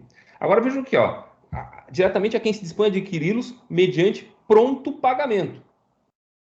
Pronto pagamento. Ou seja, o código exige, para que se caracterize a prática abusiva, que eu chegue lá com o dinheiro e faça a oferta para o pagamento à vista. Dinheiro e pagamento à vista. Eu não posso forçar o fornecedor, a aceitar o pagamento por outro modo por outra forma que não seja dinheiro e à vista. Então, o consumidor não tem o direito de pagar do modo que ele entende que tem que pagar.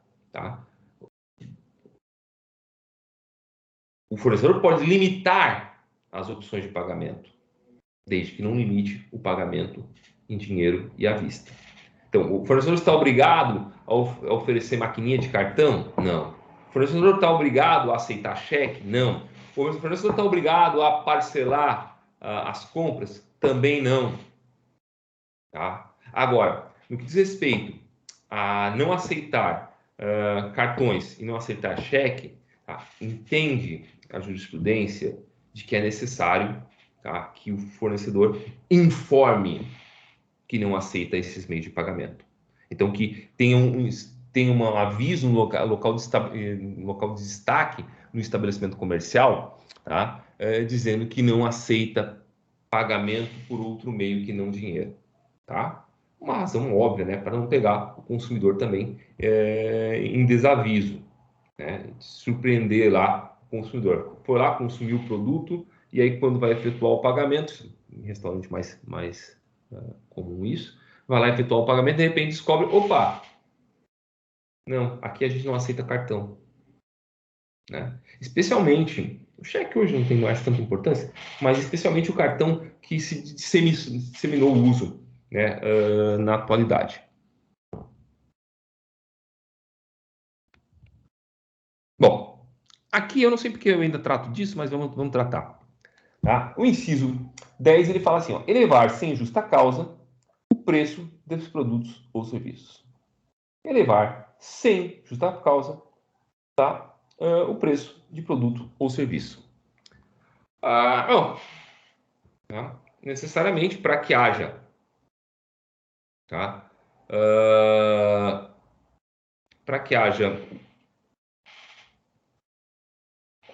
essa prática abusiva, tá? Para que haja elevação de um preço, essa elevação tem que se justificar, seja por oscilação do mercado, seja por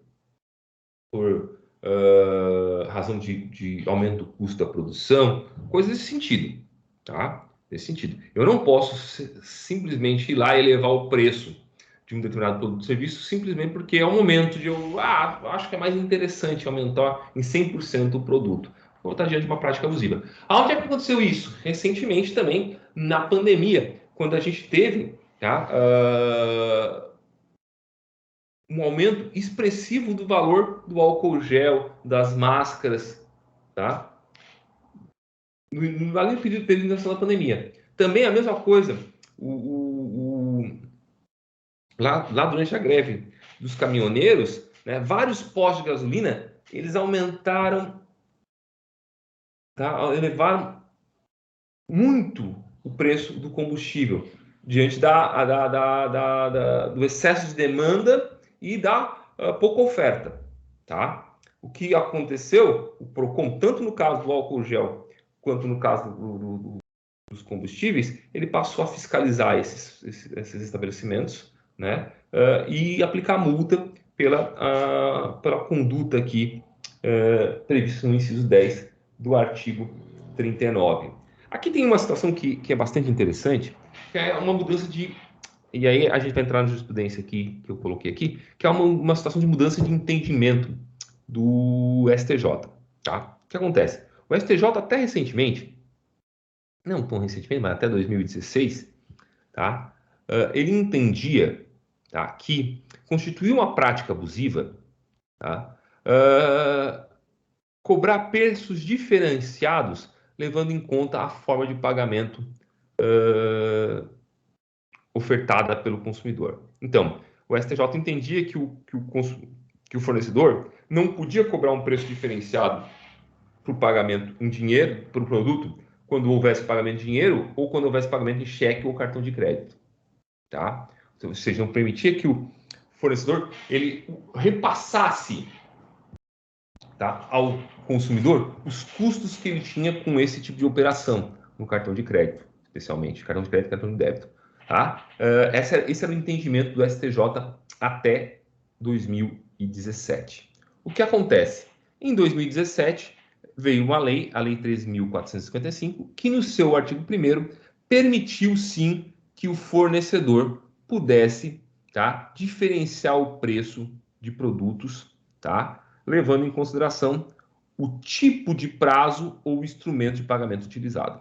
Tá? Então, isso já não é mais um problema. A jurisprudência do STJ, que entendia que essa prática era abusiva, ela foi superada pela Lei 13.455. Então, o que vale hoje é a possibilidade de cobrança diferenciada de preço, levando em consideração tanto o prazo quanto o instrumento de pagamento utilizado. Uma outra questão também que eu achei aqui da jurisprudência que é interessante é a questão do desconto da pontualidade. O que é o desconto de pontualidade? Bom, desconto de pontualidade é aquela situação que talvez alguns de vocês conheçam, tenham vivência, é assim, vamos dizer, o pagamento, tá? O pagamento é de R$ 1.350. Esse é o valor do pagamento. Tá? No entanto, se eu pagar antes do vencimento, tá, me dão um desconto de R$ 200. Isso é o desconto de pontualidade. Tá? Essa prática, segundo a jurisprudência brasileira, não é uma prática abusiva. Vamos ler aqui o acórdão também do Tribunal de Justiça Federal, que diz assim, ó, nesse contexto, o desconto de pontualidade no pagamento das prestações, cuja finalidade é estimular o adimplemento da obrigação, uma vez livremente convencionado entre as partes, não se reveste legalidade ou abusividade. Assim, por revestir-se de bônus para o devedor pela pontualidade do pagamento da obrigação, ocorrendo o inadimplemento, o desconto deixará de existir, voltando o valor da prestação a corresponder ao valor cheio contratado sem o desconto. Sobre tal valor é que deverão incidir a multa moratória, inexistindo excesso de cobrança pela dupla penalização. Além do mais, o desconto de pontualidade é uma realidade disseminada, tanto que é praticado pelo poder público em cobrança de impostos, IPTU, IPVA, etc., além de multas de trânsito, e é fato. Desse modo, o entendimento no sentido de que o desconto por pontualidade configura uma forma disfarçada de cobrança e implicidade de multa moratória mostra-se equivocado, assim como não há que se falar na aplicação do artigo 52, parágrafo 1º do Código de Defesa do Consumidor ao caso em análise.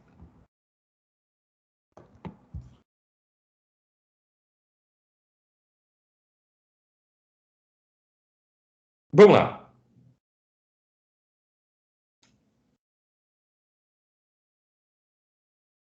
Agora, o nosso objetivo é o artigo... Meu Deus. É o artigo 39, inciso... Já me perdi aqui nos incisos. Ah, tá. Pula o artigo 39, incisos 11, porque ele não diz coisa, tá? Vamos para o artigo inciso 12, tá? Que diz ali, ó. Deixar de estipular prazo para o cumprimento de sua obrigação, ou deixar a fixação do seu termo inicial a seu exclusivo critério. Então, o que entende aqui, tá? O CDC, tá?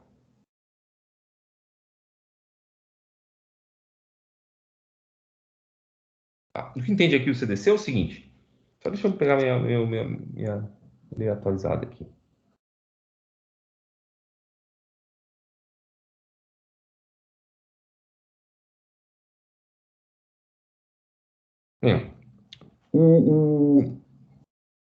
O CDC ele estabelece aqui, tá, o seguinte, que não pode ficar a critério exclusivo do fornecedor, tá,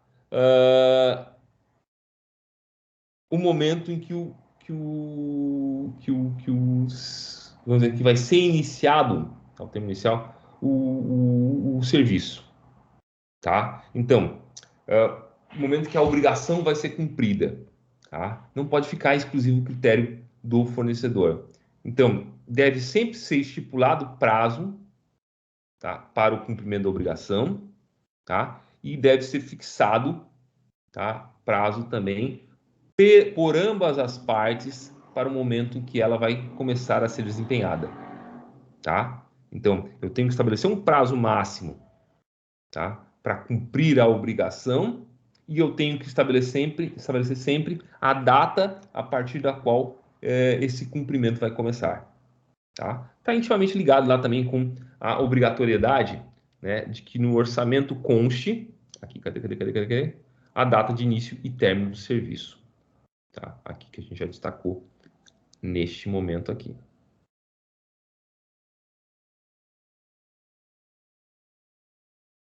O artigo... Eu já me perdi nos incisos, aqui eu estava procurando na lei justamente pelos incisos, porque os incisos estão diferentes aqui. Tá? O inciso 13º vai dizer o seguinte, ó, é prática abusiva aplicar fórmula ou índice de reajuste diverso do legal ou contratualmente estabelecido. Também aqui eu acho que não tem muito mistério, né, gente? O contrato estabelece que, sei lá, o reajuste será feito pelo IPC. Só que daí quando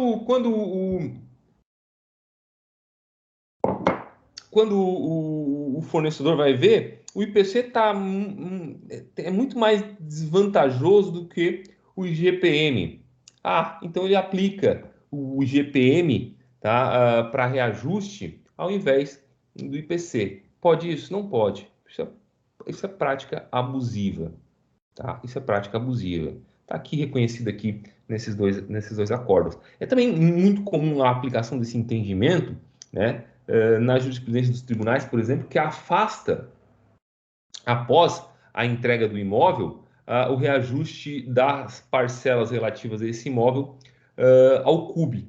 Né? Entendem os tribunais que, uma vez concluído o imóvel, uma vez entregue o imóvel, tá, as parcelas não podem mais ser reajustadas pelo CUB, tá? Não podem mais ser reajustadas pelo CUB, mas sim por outro índice, geralmente o IPC ou o IPCA. Tá? É uma manifestação dessa regra. Tá? E aí, a jurisprudência que eu trouxe ali, ela também trata de situações dessas, mais relacionadas com planos de saúde. E aí nós temos o último inciso, o inciso 14º, tá? Do artigo 39, que trata na verdade, que foi incluído pela Lei 13.425, que é a Lei Boate-Kiss, tá? Que diz lá que é prática abusiva permitir o ingresso em estabelecimentos comerciais ou de serviços de um número maior de consumidores do que aquele fixado pela autoridade administrativa como máximo.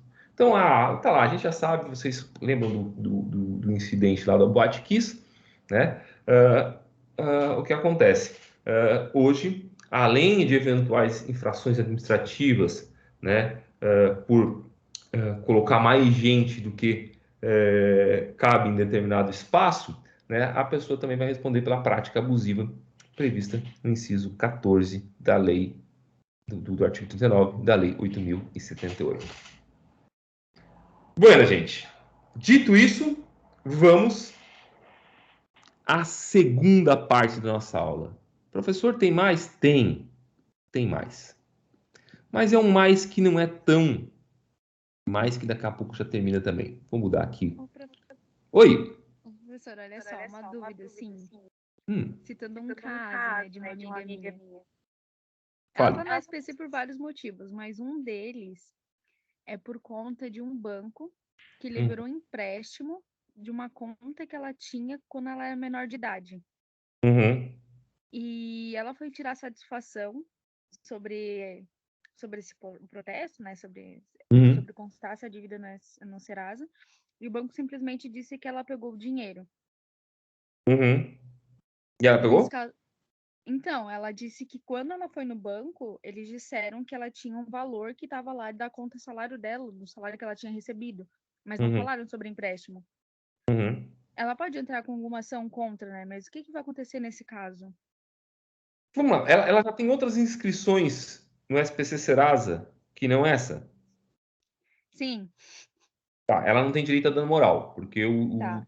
o STJ entende que se tu já está inscrito no SPC, tá? Uma outra inscrição, embora indevida, não gera dano moral. Tá? Esse é o primeiro ponto. Segundo, ela utilizou do dinheiro ou não? Ela usou o dinheiro porque ela achava que era do salário que ela recebia naquela conta de menor aprendiz. Tá. Porque o banco falou que era dela aquele valor. Uhum. Diz ela, né? Aí é uma questão mais dubitosa. Eu acho pouco provável que, mesmo por ação judicial, ela seja autorizada a manter o dinheiro. Tá? E ela tinha conta no banco como?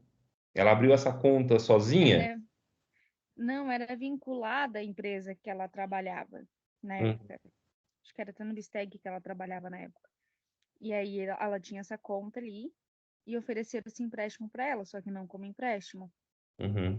Eu também acho que ela vai ter que devolver, mas eu acho que talvez em inscrição eles sejam obrigados a retirar, certo? Sim, a inscrição sim, com certeza. A inscrição em relação a essa dívida, com certeza. Tá? Até porque tem que ver se ela foi assistida ou não no momento do contrato, porque se era menor de idade, né? Agora tem que ver se é menor de idade, na verdade era efetivamente menor de idade, já tinha sido emancipada, né? E tem que ver as circunstâncias concretas, né? Mas sim, com certeza a inscrição, tá? Ela consegue tirar. O que ela não vai conseguir é ganhar o dano moral, porque ela já está inscrita, né, por outras dívidas, tá? Não, tranquilo então. Tá? Aliás, a gente vai ver isso na aula que vem. Bom, gente, agora a gente vai falar justamente do que a nossa colega estava falando aí, que é da cobrança no CDC. Tá? Cobrança no CDC. O CDC reconhece dois tipos de cobrança: a cobrança abusiva e a cobrança indevida. O que acontece? Na cobrança abusiva, o consumidor é inadimplente.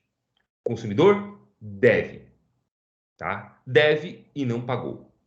No entanto, tá? O fornecedor, ao efetuar a cobrança, o credor, ao efetuar a cobrança, o faz de forma desmedida, exagerada, tá? Causando um abalo, tá? No patrimônio extra, no patrimônio imaterial do consumidor. tá? Na sua privacidade, na sua honra, na sua imagem. Tá? Mas o fato preponderante existe de fato uma legitimidade na cobrança. Só que quando o credor vai cobrar, cobra com excesso, cobra com abusividade. No caso da cobrança indevida, que está previsto no parágrafo 2º do artigo 42, a situação é diversa. Nesse caso, o consumidor não é devedor. Tá? Ou ele é cobrado acima do que ele deve. Tá? Ou ele é cobrado acima do que ele deve. Tá? Então, a situação é diversa aqui. No primeiro caso, há um consumidor inadimplente. No segundo caso, não há. Ou ele está sendo cobrado pelo que ele não deve, ou ele está sendo cobrado a mais do que ele deve. Tá? Nós vamos estudar primeiro a cobrança abusiva, que está no caput do artigo 42. Diz lá o caput do artigo 42. Na cobrança de débitos, o consumidor inadimplente não será exposto ao ridículo, nem será submetido a qualquer tipo de constrangimento ou ameaça. Tá? Esse artigo, tá? Ele implica na responsabilização civil e administrativa do fornecedor, caso ele pratique essa cobrança abusiva, né, que nada mais é do que uma prática abusiva em específica, né? Mas também eu tenho um outro artigo, o artigo 71, que transforma essa conduta, essa prática abusiva, numa infração penal, né? Então diz ali, ó, artigo 71, utilizar na cobrança de dívidas de ameaça, coação, constrangimento físico ou moral, afirmações falsas, incorretas ou enganosas, ou de qualquer outro procedimento que exponha o consumidor injustificadamente, a ridículo ou interferir com seu trabalho, descanso ou lazer. Pena, detenção de 3 meses a 1 ano e multa. A partir desse artigo 71, eu vou identificar aqui com vocês as espécies de cobrança abusiva, tá? Trazendo, obviamente, exemplos da jurisprudência. Então, vamos começar aqui com a primeira, né? Qual é a primeira? Calma aí, volta aqui. A primeira é justamente a conduta que se caracteriza pela ameaça, coação, constrangimento físico ou moral. Ameaça, coação, constrangimento físico ou moral. Bom, quais são exemplos que podem caracterizar esse tipo de conduta? Vamos trazer aqui exemplos da jurisprudência. Essa jurisprudência do Tribunal de Justiça do Rio Grande do Sul, de Santa Catarina, desculpa. Diz assim, ó, ensino superior, aluno é retirado de sala de aula e impedido de realizar avaliação acadêmica em razão de inadimplemento. Dano moral configurado. Impedir o aluno de realizar prova e, consequentemente, obrigá-lo a sair de sala de aula no dia da avaliação por conta de demora ou inadimplência, configura penalidade administrativa em flagrante violação aos princípios e regras que regem o serviço de prestação de ensino educacional, além de afrontar a lei. Tal conduta é definida como ato ilícito, ferindo a dignidade do aluno e repercutindo no seu estado anímico, circunstâncias que se amodam na definição de dano moral. Então, vejam só, aqui a jurisprudência está dizendo o simples fato do estudante estar inadimplente não autoriza que a instituição de ensino o impeça de frequentar a aula, tá, e de realizar a avaliação. Tá? Se ele se utilizar desse tipo de conduta, se a instituição de ensino se utilizar desse tipo de conduta, está caracterizado o constrangimento moral.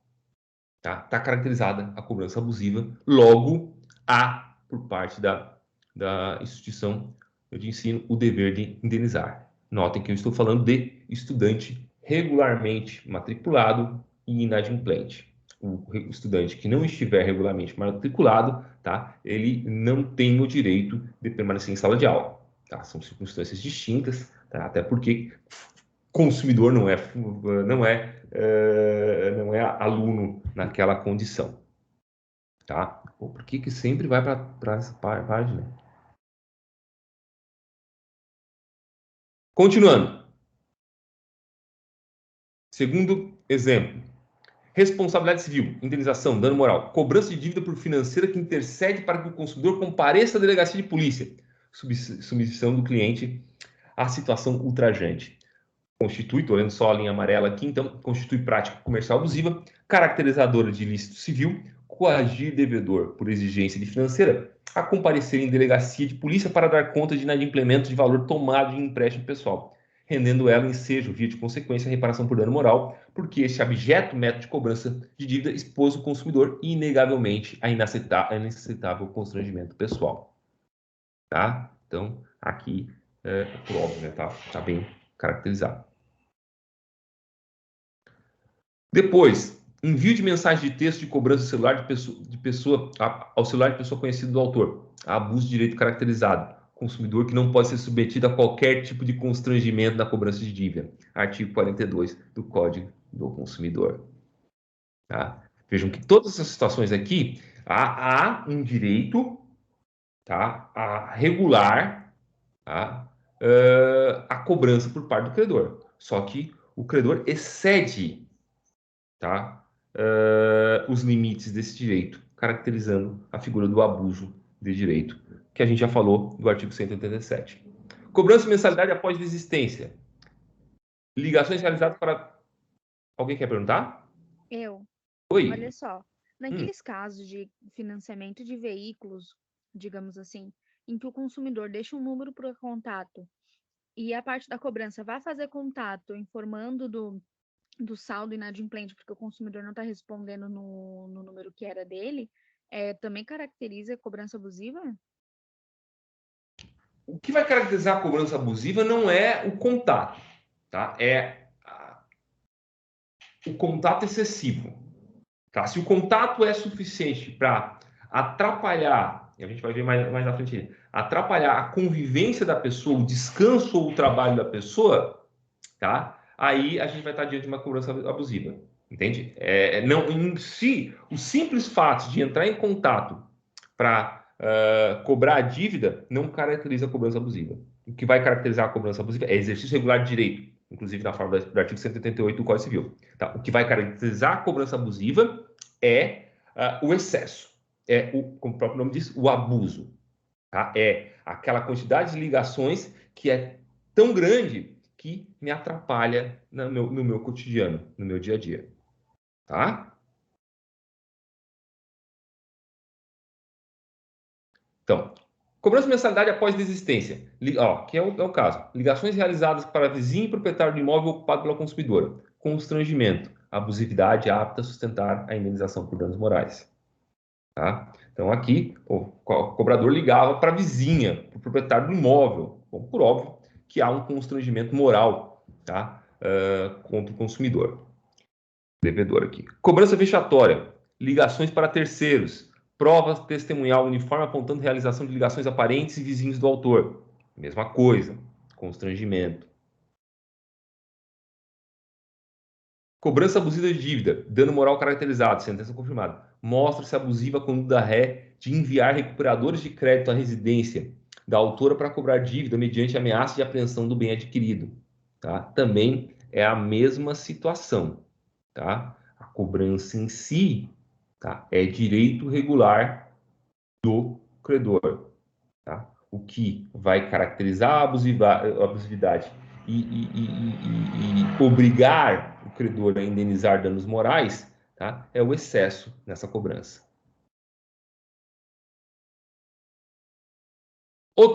Outra espécie que a gente vai encontrar lá no artigo 71, tá, de cobrança abusiva é se utilizar de afirmações falsas, incorretas ou enganosas para efetuar a cobrança. E eu trago aqui um exemplo também da jurisprudência, tá?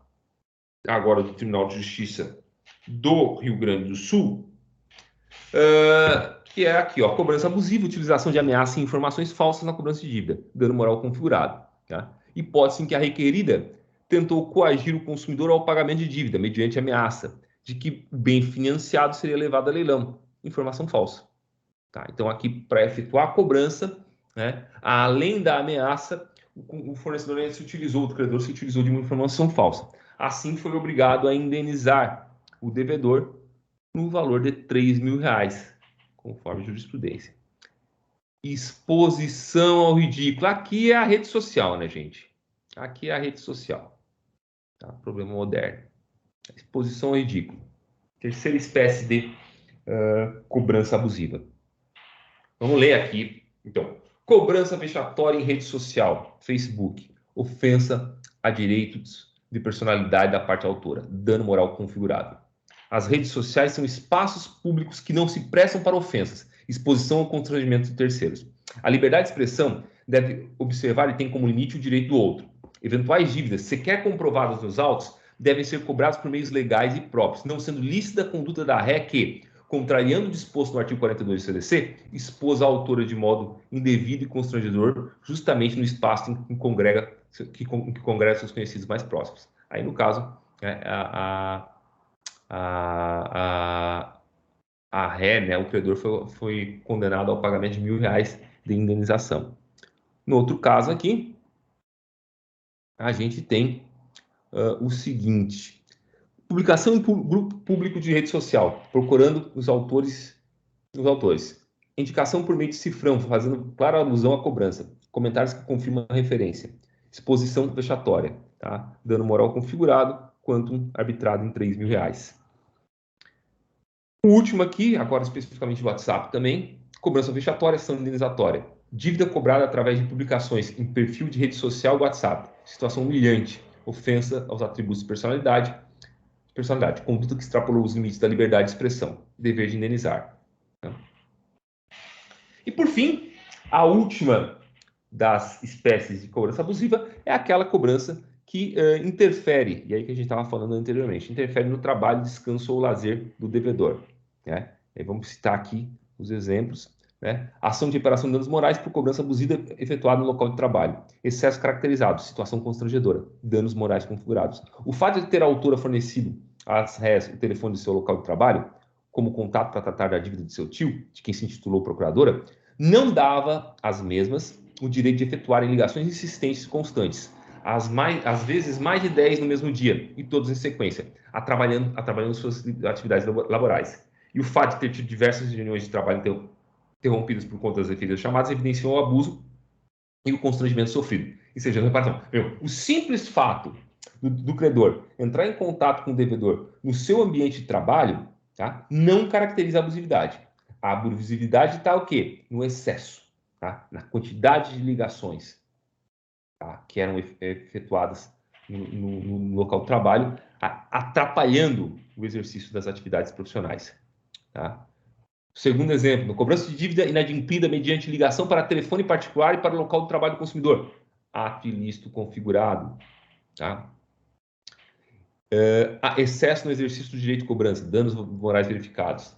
A cobrança de débito é ato ilícito, protegido pelo excludente de exercício regular de direito. Artigo 188.1 do Código Civil. Contudo, o excesso na atividade de cobrança passa a representar ilícito civil, figura conhecida como abuso de direito. Já lemos também o artigo 187.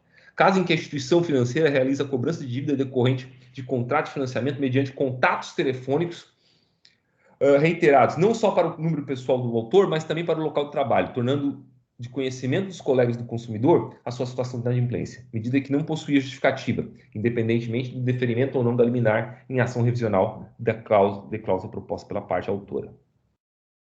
E aí, também temos, por final, essa daqui, né? TV por assinatura, cobrança abusiva, ligações excessivas e importunação do sossego do consumidor, que ultrapassa o mero de sabor. Então, também aqui, dano moral configurado. No artigo 42A, tá? No artigo 42A, a gente vai ter, tá, os elementos que devem constar, tá, do documento de cobrança de débito. Tá? Ele diz assim, ó, em todos os documentos de cobrança de débitos apresentados ao consumidor, deverão constar o nome, o endereço e o número de inscrição no cadastro de pessoa física ou no cadastro nacional de pessoa jurídica do fornecedor do produto ou serviço correspondente. Tá? Então, isso é obrigatório de constar em documentos de cobrança. Tá? Sob pena de haver uma cobrança abusiva também nesse sentido. Aí a gente chega lá no artigo 42. Professor. Oi. Desculpa te interromper de novo. Claro. Lá na parte em que o senhor fala a respeito de falar que o bem vai ser apreendido. Desculpa? Na parte que o senhor falou sobre falar que o bem vai ser apreendido, ligação em falar isso. Se tiver alguma coisa acontecendo, não entraria como legítimo exercício de direito, porque, em regra, caso realmente haja uma busca e apreensão do veículo, vai ser o que vai acontecer. Então, mas aí é o caso específico da busca e apreensão. Essa não é a regra.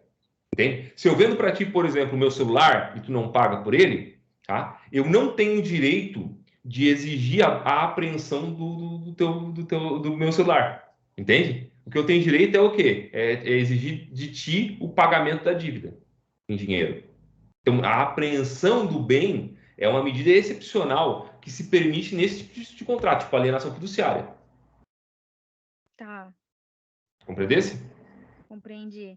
Então, ali, obviamente, não é um caso de alienação fiduciária, porque se fosse o caso de alienação fiduciária, sim, é direito regular, né, do credor exigir a apreensão do bem. Entendi, então. Tá? Obrigada. De resto, o que o credor tem direito, se ele vender um produto, não é a devolução do produto, mas sim o pagamento, tá, da dívida.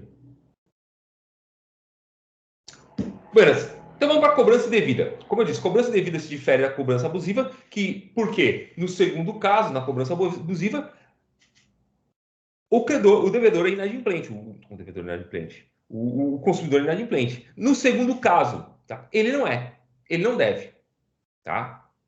Ele está sendo cobrado por uma dívida inexistente ou então está sendo cobrado a mais do que ele deve, tá?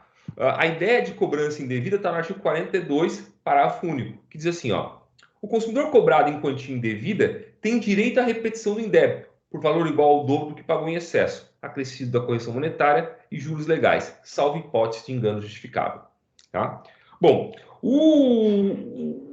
existe uma disposição bem semelhante ao parágrafo do artigo 42 no Código Civil, lá no artigo 940. Aquele que demandar por dívida já paga, no todo ou em parte, sem ressalvar as quantias recebidas ou pedir mais do que for devido, ficará obrigado a pagar ao devedor, no primeiro caso, o dobro do que houver cobrado, e no segundo, o equivalente do que dele exigir, salvo se houver prescrição.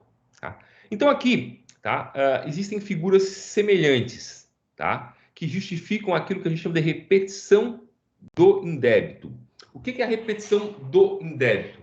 A repetição do indébito ou de indébito é a devolução daquilo que indevidamente se pagou. Tá? Quando eu falo em repetição do indébito, eu estou falando do quê? Da ação, tá, pela qual aquele que pagou indevidamente, tá, pede a devolução do que pagou indevidamente. Tá? Bom, a diferença primordial, tá,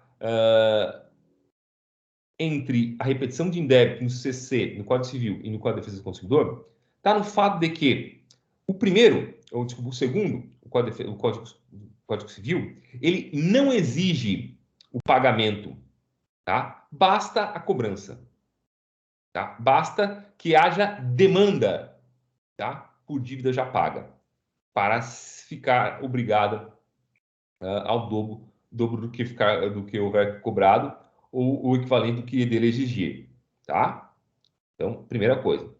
Já no parágrafo único do artigo 42, para que eu tenha, consumidor, direito à repetição do indébito, é essencial que eu tenha pago em excesso, tá? Então, a simples cobrança não autoriza a repetição do indébito no CDC, tá? E aí eu tenho os pressupostos aqui, tá, que tratam justamente disso. Então, primeiro, cobrança indevida de dívida decorrente de relação de consumo. Tá? Deve haver a cobrança da dívida, mas não basta que haja a cobrança da dívida. É preciso que tenha havido o pagamento em excesso.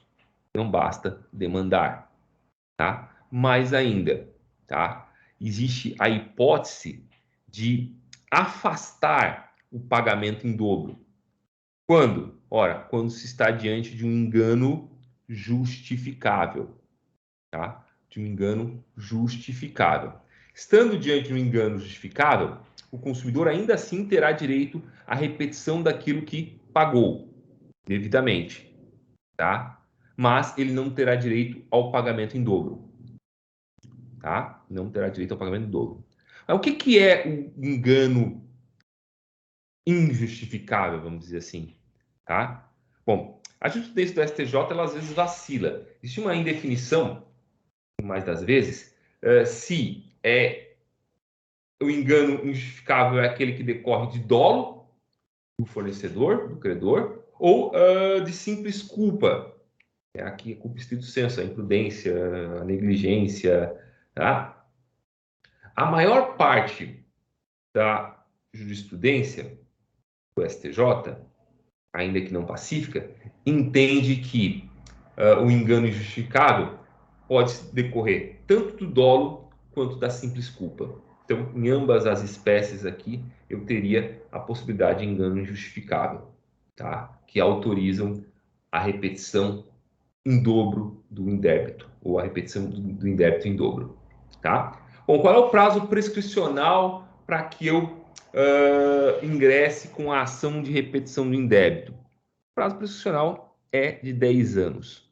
Tá? O prazo prescricional é de 10 anos. É o prazo prescricional geral do artigo 205 do Código Civil. Tá? Aquele que diz que, não havendo prazo específico no artigo anterior, no artigo posterior, no artigo 206, vale o prazo geral de 10 anos. Gente, por hoje é isso. Hoje a nossa aula foi um pouquinho mais longa. Tá? Na aula que vem, vai ser mais ou menos semelhante também. Teremos uma aula longa, tá? Mas também, acredito, bastante produtiva, em que nós vamos tratar dos bancos de dados e cadastros consumidores e da proteção contratual do consumidor. Dito isso, eu encerro a gravação e me coloco à disposição de vocês para ouvir suas eventuais questões, dúvidas, etc.